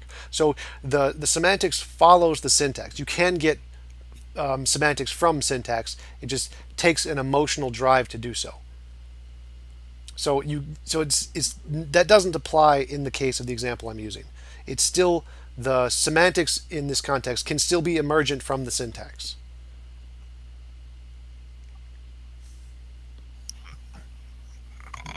How do you get these? I mean, how is it? Okay, so let's suppose that we are 100 years out from now, or 200, or even 1,000 years out from now, and we have a perfected neuroscience. Okay, and I'm not going to imagine what that is, but it has to be something that we can conceive of, right? Because our counterparts 100, 1,000 years in the future have figured it out, supposedly, right? Well, hypothetically, supposing they don't solve some way to make our brains more powerful to be able to compute things that we can't do, which may be possible. Okay, so maybe the singularity happens in 20 years, and then we can compute it out in 5 years later, and we don't need to wait 1,000 or 100 years. Right, Okay, so maybe right. 25 years out we have the singularity, and then 5 years out, the Mr. Skynet computer brain figures out a way to help us figure it out in only 5 years. Okay. Yep. Now the problem is whatever that solution will look like. Okay. The problem is it's something that we have to conceive of. We have to be able to conceive of. And the problem is it's not in principle conceivable to conceive of getting semantics from syntax. Yes, it is. We can do that already. That's the interdeterminacy of translation from Quine. So, like, his Gavagai example, where the guy Well, points at the rabbit and says it's Gavagai, and we don't know what Gavagai means because Gavagai could mean infinitely many different things. We have no idea what it means, but the guy who's listening to it imposes a meaning on it. He says Gavagai means rabbit, or Gavagai means hare, or Gavagai means mating season, or whatever. The meaning is imposed post hoc ergo proctor hoc. So the syntax exists. There's the guy pointing at the rabbit and calling it a Gavagai, and then the meaning, the semantics comes after that. It's imposed on to have some kind of pragmatic use. So we can imagine that. That is imaginable. that's not a scientific theory anymore. That's a subjective interpretation of a scientific theory. You have your scientific theory, and then you're imposing your interpretation of it on the theory. Your interpretation of it, your imposed meaning on it is something that's external to the theory. Well, right. This is philosophy. We can't do scientific tests on this yet. But that's the point. Is that it's the reason it's philosophy and not science is because it involves the first person states you're imposing on it, the first person interpretations you're imposing on it. Well, the reason Science deals categorically with the third person. Okay. well, no, no. So the reason And it's philosophy and not science is because it's not testable yet. There's lots of things that were philosophy that became science. Like, for example, well, using. what I'm saying is, even if we have that perfected, Like, I can give you an example. even if we have that I can give you an perfected example. theory, Let me like one point in time, we could make the exact same argument for Einstein's general relativity and space-time bending. Time understood as a philosophical concept could not have the property of bending 400 years ago. Like it's not literally not conceivable by anyone at that time. They could not imagine that occurring. But then we wait until Einstein. Einstein makes predictions, says time bends. Here's what happens. Like how he conceived of it, no idea. Like the idea that time can physically bend is a very strange. actually, if I were Bishop Berkeley, I could conceive of space bending. Well, okay, okay, maybe so. Maybe you could, but that's the point. Is that? But that is the point. Is that? The reason is that the space being something that isn't bent, doesn't have any fundamental properties, is a materialist assumption. And when you go to it's funny because the reason space bends, whether you don't want to call it idealist if you don't want, but you do have to kind of admit, I think, that the kind of metaphors that you use sound very idealistic in nature, right? The quantum gravity, talking about space and emerging from information. You could say, okay, I'm not making an argument for idealism here. I'm just saying that as a metaphor, it fits.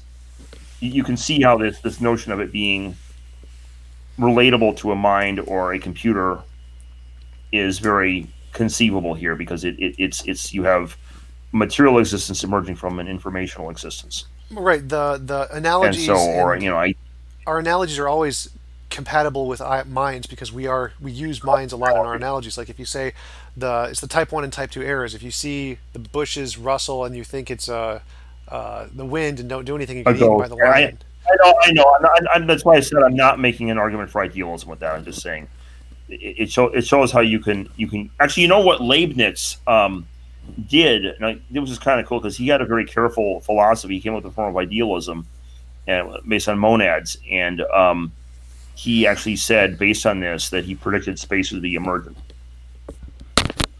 and if the space is emergent properties, then you can figure those emergent properties in various ways to produce things such as space curvature or space bending in the time and so on.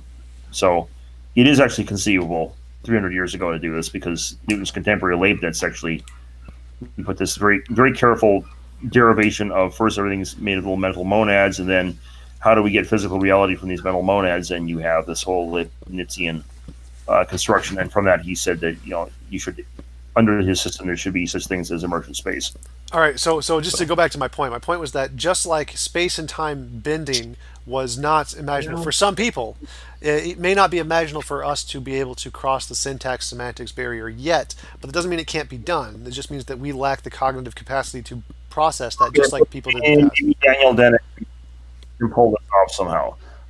I guess what I'm getting at is, how do you get the ones and zeros, or the mathematical relations? How do you get that to produce things like qualia? No idea, but it doesn't mean it can't be done. Okay. So, but what I'm saying is, there's a, how am I saying this? There's like a conceptual gap, right? Well, right, just like there's a conceptual gap between time bending. There's a conceptual gap between those things, but it doesn't mean they can't happen. It just means we can't conceive of it because we lack the mental capacity to do so at this time. So the fact that there's a gap. See, time and space are things that are empirically defined. They're not really philosophical. They're both third person things that you can relate to each other. Even Newton relates them to each other. He just doesn't relate them in such a way that they can bend. He relates them in terms of motion and forces and so on, right? Well, that's the thing, is that one of the biggest criticisms of Einstein's work was that the philosophers were saying that time was a philosophical concept, not a physical concept, and the philosophical concept can't bend because it is, just like how you're saying, describing syntax and semantics, for the exact same reason that there's a contradiction in the properties or the ontology of the two categories. They can't align. But again, they were just wrong. All right, I think the issue here, yes, they were wrong in that case, but then we look at why they were wrong, and I can see why you're making this comparison, and it's a good jump, but I think it's also wrong. And the reason I think this is the case is what the philosophers were dealing with, and this is kind of funny because I get into William Lane Craig fans. I used to, until I got sick and tired of it. I got into arguments with them about this all the time because, of course, they're in favor of the A theory, and it's like, no, this requires all these more premises, and one of the premises, absolute space, is philosophically problematic. And yeah, the consensus is neither A nor B. No, it's not even more parsimonious. It's twice as unparsimonious. I'm banging my head and like, you don't get it, for crying out loud. Anyway, okay, so the issue here, though, is that they're dealing with an intuitive notion of time, okay? Your intuition says that time is A theoretic, even though that we know it's B theoretic, right? Well, the consensus is neither A nor B right now in physics. So. Okay. Well, actually, as far as I know, most physicists I'm aware of believe in B theory. I actually have the poll right here. Carroll and Kaku.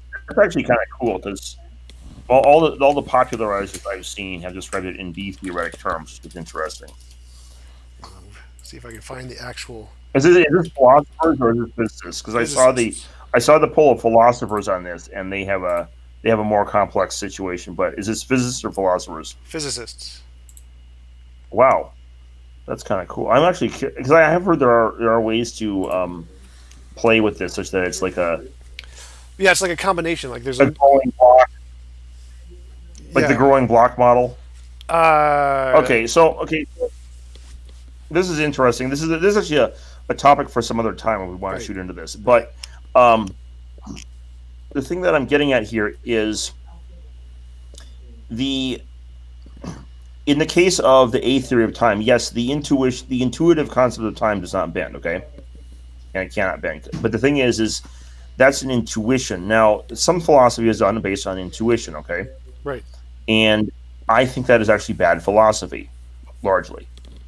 I mean, it didn't seem like bad philosophy at first until we discovered, science and cognitive science physics and so on, they produce all these intuition pumps, and everything starts falling apart. And next thing you know, everything you thought was intuitive is collapsed. A good example of this is, even if you take away my idealism for a second, the whole notion of emergent space-time in some ways entails that the world is an illusion.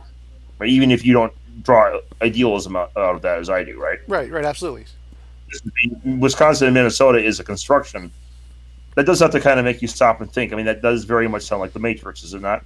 Right. Well, it's the exact same thing as when you say this object I'm holding is solid. Like, no, every object you have is 99% empty space. There's no solid object anywhere. Yeah, and the empty space now is also a construction as well. It's a matrix construct and so on. Okay, so taking that all aside, the point here is they were basing their philosophy on intuitions. Okay, and now this is kind of funny because you're probably going to fumble this from the opposite direction. But the William Lane Craig fans, they fumble it from the first direction, which is always infuriating to me as well. They insist that a priori constructs are intuitions and they are infallible. Now, what I do is I say there are a priori principles that are also intuitive, such as the cogito. It's intuitive to know that your own mind exists, right? Well, I wouldn't say that's an intuition. I would say that's absolute truth. So it's not. It wouldn't be an intuition. But It is an absolute truth. What I'm saying, it's both. It's both at the same time. It's an absolute truth in the a priori sense, and it's also intuitive. okay, And so the problem here is that the philosophers who were trying to refute Einstein were doing was they were confusing their intuition with absolute a priori truth. right, And the two do overlap at times. There are a priori truths that are intuitive, but not every intuition is an a priori truth. right, And the problem is when you then confuse those two, you end up with the situation where the a priori truth is not with the intuition is actually a priori true, and you can't get it. So what I'm getting at here, though, is that the syntax semantics relation is an a priori truth. It's definitional. It's for the same reason there is no such thing as riding without a bicycle. right. But my argument is that you're applying the definition of syntax and semantics to an existing thing, and you're assuming that that definition applies. Just like the philosophers took their intuitive definition of time and applied it to the physical thing of time. Their definition was wrong. Now, if we accept their definition, then definitionally time can't bend.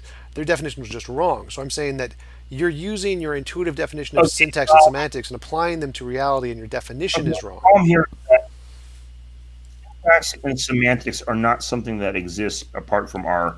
Okay, you've heard of the term rigid designator. Right. Kripke got into this a bit. Kripke's, yeah, his name, the names, Rizig designators. But again, so I'm saying that you're using the word syntax and semantics, which are constructs, we made them up, to describe something in reality. And I'm saying your description. Here's is an wrong. example. An unmarried bachelor, or I mean, a married bachelor, right, Yes. is a contradiction in Yep. terms, correct? Yep. Okay, well, the thing is you might have some fool who comes in and argues and says, well, no, because we might have not realized what a bachelor is yet, right? Because we maybe just like, no, that's not the point, is that bachelor is a rigid designator, right? Bachelor is Bachelor is a rigid designator for someone who is unmarried.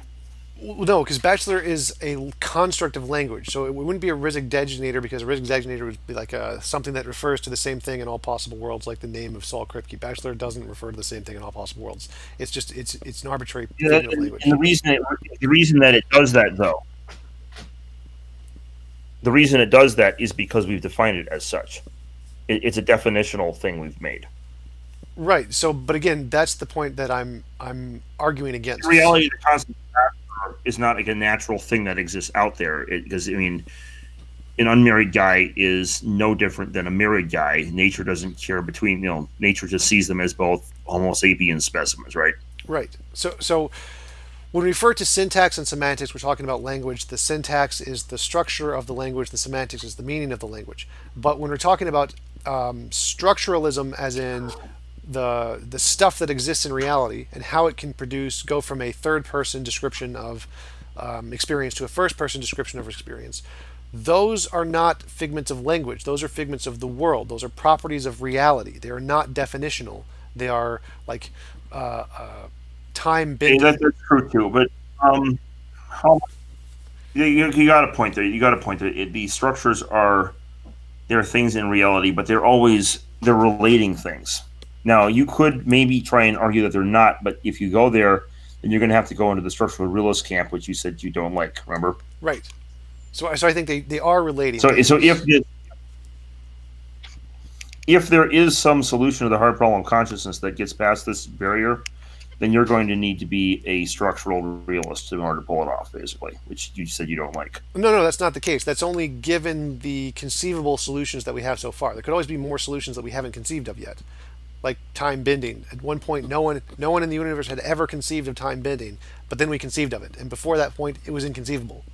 So there could be things we don't know yet that we haven't conceived of Okay, well, yet. the problem here is that uh, unlike general relativity and space and time bending and general relativity, um, when it comes to consciousness, it's not something that exists. Time and space are things that are out there in some sense, right? Yes. But consciousness is in here, right? So when we conceive of it, our conception of it, in a sense, is it. No, Conception that's is a. that's that's the It's confusing the map for the territory. You're confusing our experience of the thing with the ontology of what makes the thing. Those are not the same thing. right, but that's in the case of consciousness. In case of third person items, you can you can say the map and the territory aren't the same thing. But in the case of consciousness, consciousness is different because consciousness simply is the experience. Well, no, that's just conscious experience. Conscious experience is conscious experience, but that doesn't mean that's the ontology of what consciousness fundamentally is. It just means that's how we experience it. If you get rid of the experience, if you get rid of experience, there's no consciousness. Right, but consciousness is like it's like the wave in the water analogy. You the wave is a product of the water. You can't get rid of if you get rid of the wave, well then yeah, there's no more wave. But the wave can still be a Okay, product of more fundamental things. there's no reason to believe that the mind is a. I'm trying here to point out that you can't get the you can't the hard problem it has an insoluble. The reason it's hard is because there is a epistemic problem. Right. Have you heard of Joseph Levine's explanatory gap? Well, I'm familiar with the epistemic problem of the hard problem because you're trying to explain consciousness with consciousness is inherently circular, and so you'd always it's like using a ruler to measure the same ruler. You never know how long it actually was because you just say it's the same length as the ruler we're using because it is the ruler we're using. So you need some kind of external reference point to get out of the circularity. The problem is that applies to everything. It's Agrippa's trilemma. Agrippa's trilemma states that any claim to knowledge rests on either circular reasoning, infinite regress, or dogmatism. In idealism, your solution to the hard problem is just dogmatism. You've just said this is the one fundamental thing which solves the problem. And that's a solution is just not accepted because there's no reason to believe it, just like there's no reason to believe the circularity or the infinite Well, regress solution. when I say dogmatism, it's referring it's foundationalism, which it's not Yes. it's I'm using priori those. I'm using truths, those right? synonymously. Yes. So foundationalism and dogmatism would be the same in this context. Okay. So the case here is that like we know what consciousness is dogmatically, if you prefer, because we're aware of it. We're it's the Cartesian starting point, right? Well, no. We know we have consciousness. We don't know what consciousness is. For example, if I see an optical illusion, I don't know what the optical illusion is. I just know I see an optical illusion. So it could be the case the optical illusion I'm seeing Have is you a heard of okay? Remember Martians that experience pain with Kripke? yeah. What about it? Okay, so the problem with this is the Martian has a completely different neurophysiology than us, and you torture it, and it's still writhing in pain. It still feels pain. It's still a very unethical thing to do that, even though it doesn't have any C fibers, proverbial C fibers that are firing. Yeah. So you can't really. In the case of the Martian, what the Martian is describing here is experiencing is totally different than what the person is. Um, you know, Imagining them to have experienced. yeah, exactly. There's no connection between the pain of the Martian and the definition, the materialistic definition that the the human has applied to it. It's still they're saying, well, pain is C fibers firing. Well, in the case of Martian, no, it's not. It's something totally different. And so the point is that it doesn't attach to any one physical substrate. It's something that exists by itself, right? No, that's the part where that's the exact same example I used with Quine and the interdeterminacy of translation. So if you point at the rabbit and say Gavagai, the meaning behind that is undetermined. It could mean infinitely many things, but you could actually stumble upon the same meaning just by guessing. So it's like, I'm going to guess that means rabbit. The person who says rabbit could actually mean rabbit. Those could mean the same thing. So the fact that there isn't a determined connection between the pain of the Martian and the pain of the person, they could still be the same thing. Fundamentally, we just don't understand it. It's like my example with the sound and the CD player. There is no determined connection between the two, but they could still be connected, related in some way. So the fact that there isn't a determined connection between the pain that the Martian feels and the pain that the human feels doesn't mean they're different things, or doesn't mean that pain is some kind of independent third party. It could still be just a result of two different processes working in the same way. Like I can use a CD to play music, or I can use an MP3 player to play music. They both produce the same music. Okay, so maybe it's the same structure. It's the same structure that's there, right? Something like that, yeah. So the same underlying. So mechanism. this is the process. Is a process occurring? Right. Basically, so identity theory is following the same process occurring. In one case it's in D fibers, and in one case it's in C fibers. Is that kind of what you're getting at? Essentially, yeah. Okay, so the issue there is, well, a process is pure syntax. It's something that's doing things, right? No. Again, a wave is a process, but it's semantic. So again, remember, the semantics can emerge from the syntax. Well, no, a wave incorporates a process, but a wave. Well, the wave is the process. It doesn't. The wave has actual stuff in it. But remember, it does exist. It exists as a composite of moving flow molecules. Now, it's waving. That's a process. So remember my the argument. Wave itself, though, is we talked about this a little bit earlier, where the semantics can emerge from the syntax. So just like if I say the right. Gavagai example, the guy says Gavagai, that's purely syntax. Right. Well, I guess the question is in order for that to work, in order for our post-singularity minds to figure that out, some quantum computer super intelligence helps us figure that out. Whatever that theory is, it has to be something that we can conceive of on paper. You have to be able to say, well, okay, so we finally figured out the theory of consciousness that solves the hard problem, and so what we have is this big formula we've scribbled on the chalkboard, okay? Yep.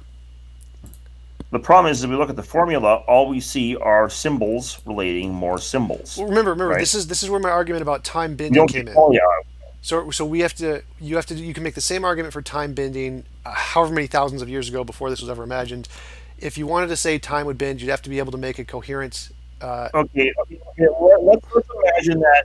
Let's imagine that what you're saying is actually true, and see what that looks like, and see if it makes any sense. So if what you are saying is true, we're going to have. It actually reminds me of the concept of a magic sigil in a way. You have like an equation on the board, okay, and all the previous equations were just symbols relating more symbols, right? Yep. But when you look at this particular equation, and maybe not even just look at it, but you conceive of it, like you conceive of its meaning, then all of a sudden, it actually produces the sensation of qualia, of the sensation of blue in your mind. No, I would not. I would not make that argument. That's not the argument I'm making.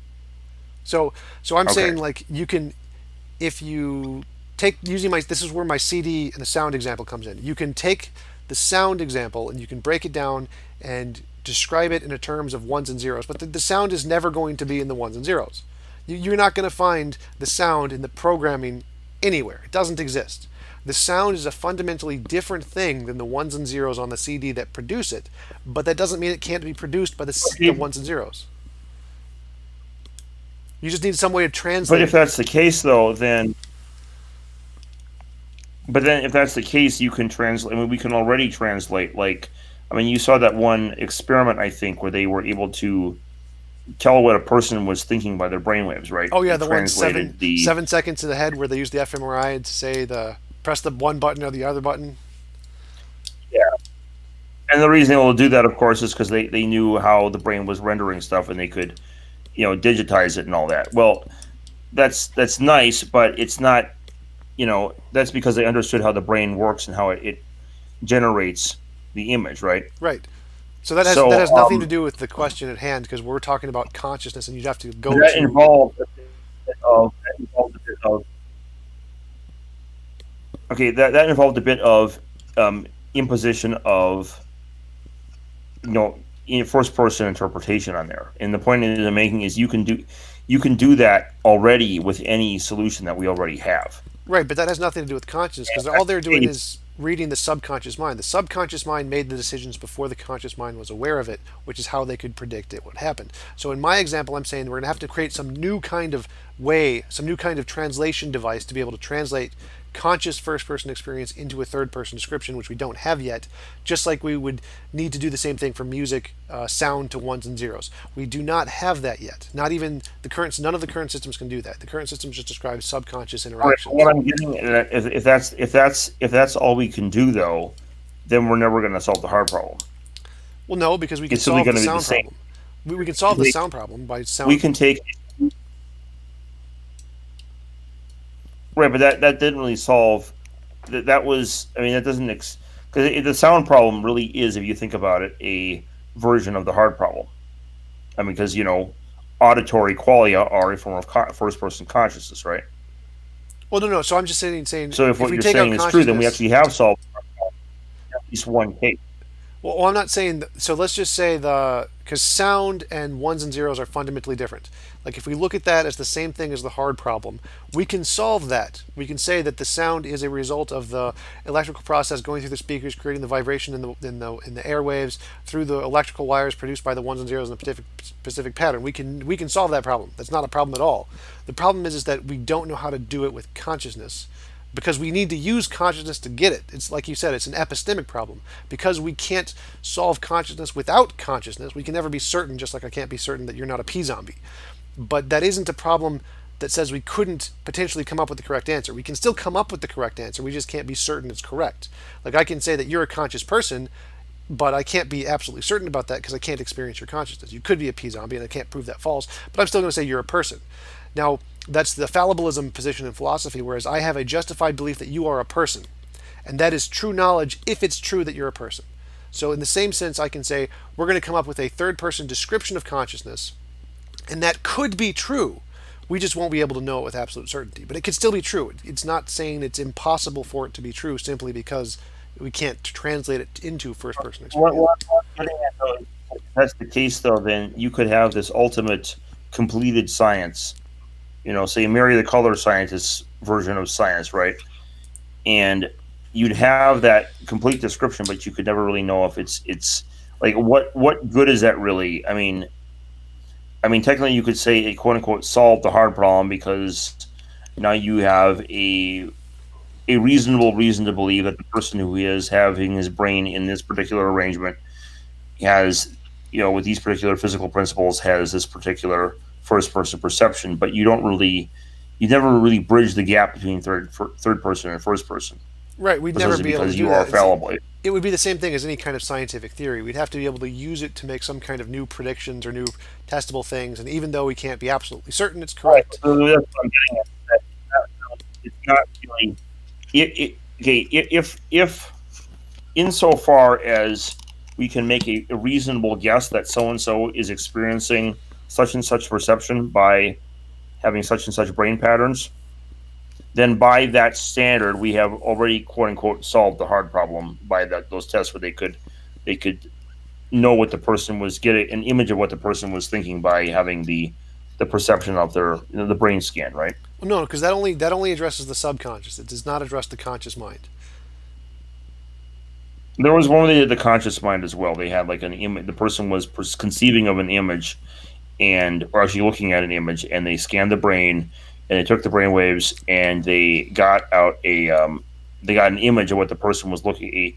It it was kind of a blurry image, but you could see that it was definitely the image the person was conceiving of with the brain scan.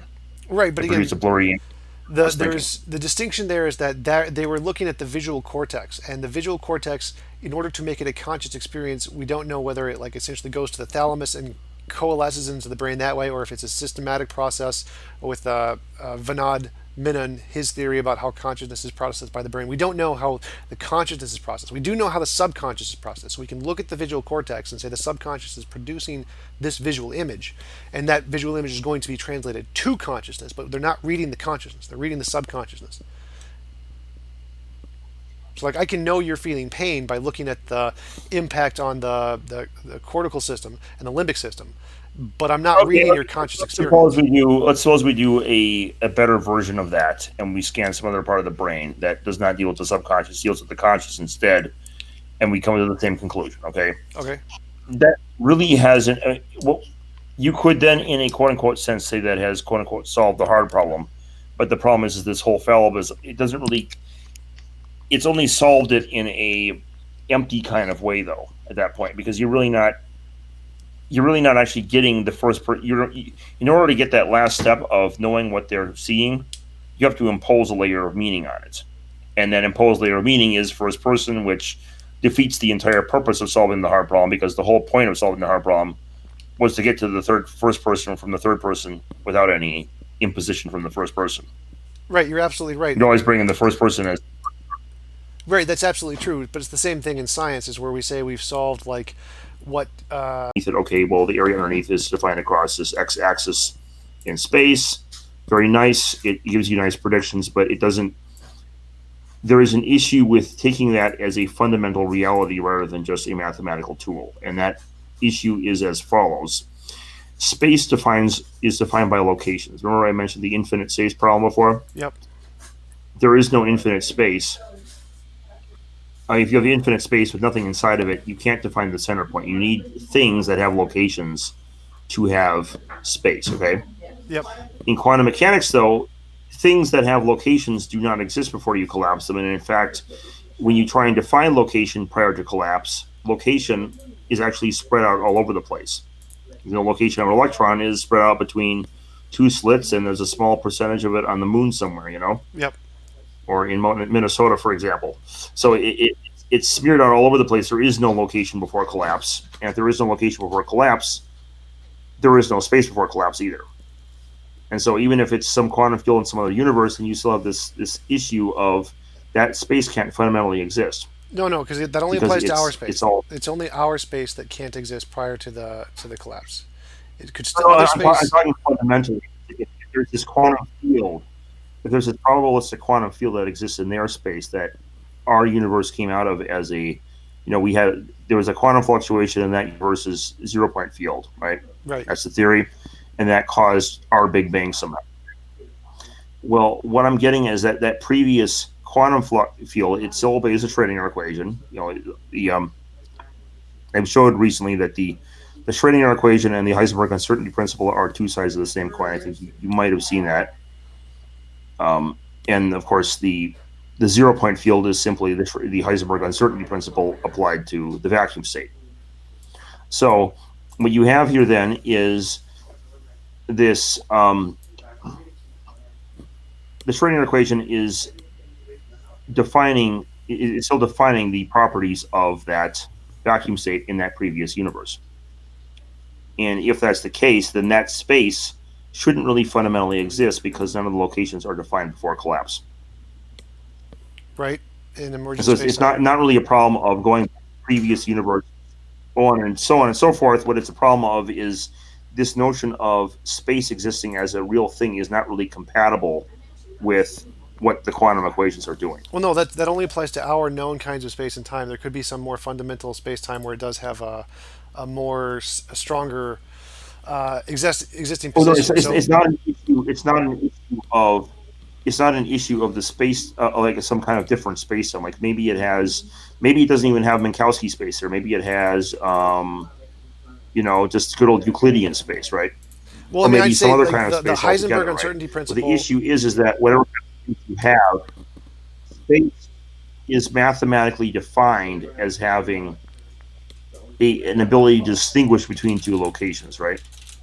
Doesn't really mean anything to talk about space if you can't distinguish between locations. Well, no, that's the point. Is that the Heisenberg uncertainty principle, where we can't know Now, normal if that's the motion? case, No, that only applies to then our space. That only applies to our known kind of space. It does not apply to all possible spaces. well, you can do what you can do is you can come up with, and this is actually what they do in a sense. They call it Hilbert space, okay? But Hilbert space is not a space in the way that we think of physical space, okay? Right. I'm not referring to Hilbert space here. I'm saying that it's a different domain of reality. Not there could be other kinds okay. of space entirely, like the Itzelbar's two-time physics. There could be two space physics, or so there could be the limitations of our space. That's what they're saying, though. That's what they're saying. In fact, he's got a blog. Carol has a blog, Space from Hilbert Space. Right. No, but this is my argument. This is my argument. I'm saying that the Heisenberg uncertainty principle and the Schrodinger equation only apply to our known kinds of space. So even though our known kinds of space are contradictory with the idea of an existent kind of space, that does not mean there can't be a different kind of space prior to ours. Okay. Let me adopt you on that. Let me adopt you on that, okay? Let me just take that on board for a second, and this is actually kind of cool because this will give me an opportunity to show my model off. All right. Let me assume that there is, in fact, some other kind of space beneath. And maybe we can even say that is Hilbert space. Because Hilbert space is not spatial in the way that we think of space. It doesn't have locations that are distinct from each other, right? Maybe you're saying, okay, very well, maybe there is some other kind of space. The thing with this is now, what's your favorite kind of ice cream? Chocolate. Right. I mean, you'll see where this is going in a second. What's your second favorite kind? Cherry. Okay, so you go to the freezer door, and there is chocolate and cherry in there. Now, if you're a classical computer, you should pick one or the other very instantly, like the Terminator. Just program out your choices. You process for a split second. You pick one. You close the freezer door. But you don't actually do that in real life, do you? I mean, not often. You sometimes will go there and you'll kind of waffle. Do I want chocolate or do I want cherry? And you can't really decide. And then you finally do decide a couple seconds later, and then it goes to either one or the other rather than both. Right. What does that sound like to you? Like a computer. Where is something be both one and the other at the same time until then it's only one? Well, no, it just sounds like a slow processor. It doesn't sound like anything special. Well, it sounds like quantum superposition. The cat is both dead and alive at the same time, and then it's one or the other, right? Well, no, because when you're trying to decide between the reason this started was they were noticing. Your audio broke up for a second. I paused. So when we're deciding between ice creams, it sounds more like the slow processor. If the Terminator takes like 5 seconds to decide an ice cream, just do the processing and leave. The human brain is just a bigger, more complicated processor.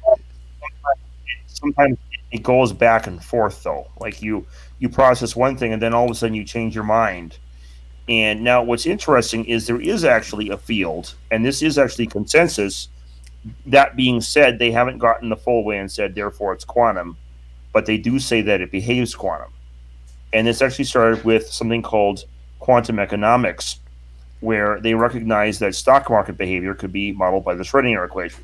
Like, this is the weirdest thing in the world why this is. And they thought, well, really, what is stock market trade, right? There's people on the floor that are buying shares.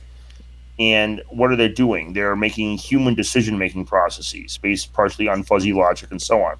So what they did is they realized, well, maybe this isn't just an economics thing. Maybe this is a human psychology thing. And they started this study on this, and they have this whole field now called quantum cognition. And it's actually been discovered that human behavior, decision-making behavior, it can actually be accurately modeled by quantum mathematics.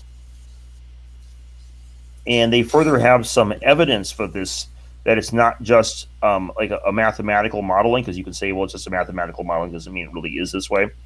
They have a lithium, there's a guy named Matthew Fisher who was studying this, and there was an experiment done where you have rats that are given there's a control group, there's 3 groups of control group, there's one group that's given lithium-7, an isotope, and there's one that's given the traditional lithium-6. Now, it turns out that the rats that are given the lithium 6 display vastly stronger maternal instincts than both the ones that have the control group and the lithium 6 isotope. So lithium 7 will make them much stronger maternal instincts than the other ones. Okay. Okay. Now, what's interesting about this is lithium 6 and 7 are chemically identical. There are no chemical properties that distinguish the two, right? Yep.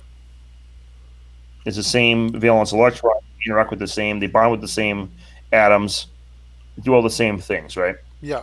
So what's interesting, the only thing that's different at all of this is the Hamiltonian, the energy value, which is, you plug that in the Schrodinger equation, it gives you back a different wave function. And so it's interesting here because what changed the rat's cognitive behavior in maternal instincts was purely a quantum mechanical phenomenon. It's quantum biology at work. And no, he thinks that this is the case in humans, with something called the Posner molecule, which is the phosphate ions that get entangled and they break down. And because of how they interact with like nitrogen and oxygen atoms, what happens is that it preserves the decoherence in the isotope or the phosphate molecule for a very long period of time, like on the orders of hours or days, which is more than enough for human processing. So it's actually very interesting now because we have this direct link to saying that Hilbert's the mind is actually in the wave function, Well, wait, and this could be made very you directly skip there. connected to So quantum biology the in the mind brain. can be affected by things with the wave function, but that doesn't mean the mind is a part of the wave function. Well, everything's a part of the wave function, but that doesn't mean that the mind is fundamentally synonymous with the wave function. It's a good reason. Okay, what I'm saying is it's a good reason to believe that the mind is not part of the classical collapsed world, but is actually part of that. What the mental processes going on are not part of you have the collapsed world after the wave function collapse, and that produces this. You can make classical computers out of that and so on. What it's saying is that the mind is essentially a quantum computer. Well, no, That because all, the all lithium that doesn't preclude the lithium from collapsing and causing the change after the collapse. So that wouldn't mean that it was pre-collapse mind. Why would you come to that conclusion? Well, no, because the lithium's already collapsed in that sense. I mean, if you're going to do that, they collapse the same way. The lithium 6 and lithium 7, they're going to interact with the surrounding environment the same way. Not after the collapse. That's why they're different. That's what makes them lithium 6 and lithium 7 are They're different. different. They're different. What makes them different is their quantum properties. Right. They have a different energy value. That's it, and that gives different all their chemical. I mean, maybe you could say it gives them a little more kinetic energy, but in terms of like neurology, they're not really looking at the kinetic energy in terms of neurology is a very small. I mean, it's kind of akin to like how gravity. Talk about like say detecting neutrinos or detecting subatomic particles. Yes, there's like gravity that could interact by, but particle physicists neglect that because it's so small at that level that it's not going to change the experiments much Well, right, or but anything at that's all. that's the Really, point is that it's so you've small as to be negligible, and so it's the same thing here. the cause could be pre-collapse or post-collapse in this case. We don't know. We know that the case may be small post-collapse, but it doesn't mean that the case is going to be bigger Okay, pre-collapse. so what I'm getting at here, okay, so you can debate that if you want. Okay, that's fine, but what I'm getting at is let's suppose that it is found that this Posner molecule is what is mediating consciousness, and that the conscious thought processes are occurring in superposition. Okay, Okay. if that's the case, then it would follow that thought processes are occurring in Hilbert space, which is the beneath emergent space-time level of reality. And so then we would have this very interesting situation of it would actually fit very well with certain things that about consciousness, such as where are ideas located or platonic forms. They're not located. You can open your brain up, and I'm not going to see the number 2 floating around your synapses, right? I'm going to see processes correlated to it, but I won't see the number 2 itself. Right. And then you ask, well, where is the number 2? Is it in your car? Is it behind your sofa? Well, that doesn't make sense. And the reason it doesn't make sense is, well, that ideas are outside of space and time in this sort of platonic sense, right? No. Plato's concept of the So in the understanding of most materialists, ideas are just combinations of chemical processes in the brain. So they are actually in space and time. They're just abstract definitions of those things. So just like a Okay, sound wave. okay, you don't believe that. You don't believe that. I know. You don't believe that, but what I'm saying is you can very directly conceive of what I'm talking about, right? Even though you don't agree with it, Sure, because it's not something that is completely foreign to your sensibilities, your conception of what reality is. sure. So what's very fascinating about this is you have this Plato's rule of forms that is outside space-time. And what's weird now, though, is that if this is the case, this you model consciousness is occurring in Hilbert space, and Hilbert space is, well, that's where the ideas are located, basically. They are the quantum information that you are processing right now. But then you ask, well, put the Hilbert space into the quantum gravity. What happens? Well, that means it's also, quote unquote, outside space time, isn't it? Well, yeah. And so there's your pre space before the Big Bang. It's Plato's world. It's a shared inner space. Well, no, you wouldn't. That And wouldn't so be that's my the. model, is that there. Oh, that's your model. Okay. Because yeah, Sean Carroll's model wouldn't agree with that. It does say the The Hilbert giant space. cognitive inner. Yeah. Okay. I know he would flip up at this. I know he would actually asked him once about the integrated information theory, and he simply said, "I don't know enough about IET to say." But it was after that about a year later he didn't know anything about it, and then about a year later he came out trying to blast IET, and I think I know why, because it. I pointed out that if you combine IET with his own physics, it gives you idealism. Now, what's funny about this case, you would actually have a space that is not spatial in the sense that we think of space, right? Of distinguishing between locations, right? Right. Which fits your concept of what a space is, what it could be. And you then have it outside of space-time, and it generates our space. But the weird thing about this is if you think about what this space, quote unquote, would actually be like, well, there's your own conscious experience, but then if all the rest of it's mental as well, and it's not in part of your consciousness, but it influences your consciousness, it's subconscious, which in a way it's a kind of a scientific translation into Carl Jung's notion of a collective subconscious. What? Because I'm not following what you're saying. So What? there in a kind of plain way, you have a completely. What I'm saying is you have space time essentially emerging from a collective unconscious that is described in completely physicalist terms through quantum cognition. And so there, in a goofy way, you can kind of both win. You have your quote unquote materialist description of reality, and that everything is empirically connected, and yet at the same time, it is the space, the quote unquote material space that you're describing it coming from, is actually a mental space. It's a giant inner space, and the whole thing is being simulated inside of it. Well, I mean that doesn't follow because even if we grant your idea that mind is a part of this lithium non-collapsed Hilbert space, and then you would also think that the Hilbert space is pre-space time. That doesn't mean that those are the two synonymous things. Like the mind kind of Hilbert space Well, could be I told you it was hypothetical. I told you it was okay. hypothetical. I Okay. was giving you this. I mean, there's good reasons Okay. to believe that it is on other grounds as well. Feynman universal simulator. But we were exploring this as a thought experiment. Okay, All right. Fair enough. so I was giving you an example of showing you of how what you're calling materialism and what I'm calling idealism, they don't have to necessarily. We start out defining them as opposed to each other. What I'm saying is, when we break them down sufficiently, we can discover these situations where there really isn't anything other than definitions that are making them contradictory to each other. The actual substance of them is such that they could be equivalently describing the exact same thing and being equivalent. All right. I'm not sure. I What do you haven't. think of that? I'd Is have that to. interesting? Yeah, I'd have to take a lot of time to really think about that before I can really say I'd understand what you were saying there. But it's an interesting idea. But anyway, it's getting late. I need some food, and it was really great talking to you. Kind of blurs the line. All right, I'll let you go. Yeah. All right. Well, we should talk again sometime. I really enjoyed it. Thanks for coming on. I had a different argument that I wanted to do, but yeah, maybe later. Absolutely. All right, definitely. I'm going to share this on my channel too, if you don't mind. Oh, So, please. Absolutely. I definitely. I love more exposure, the better. all right, See ya. see ya.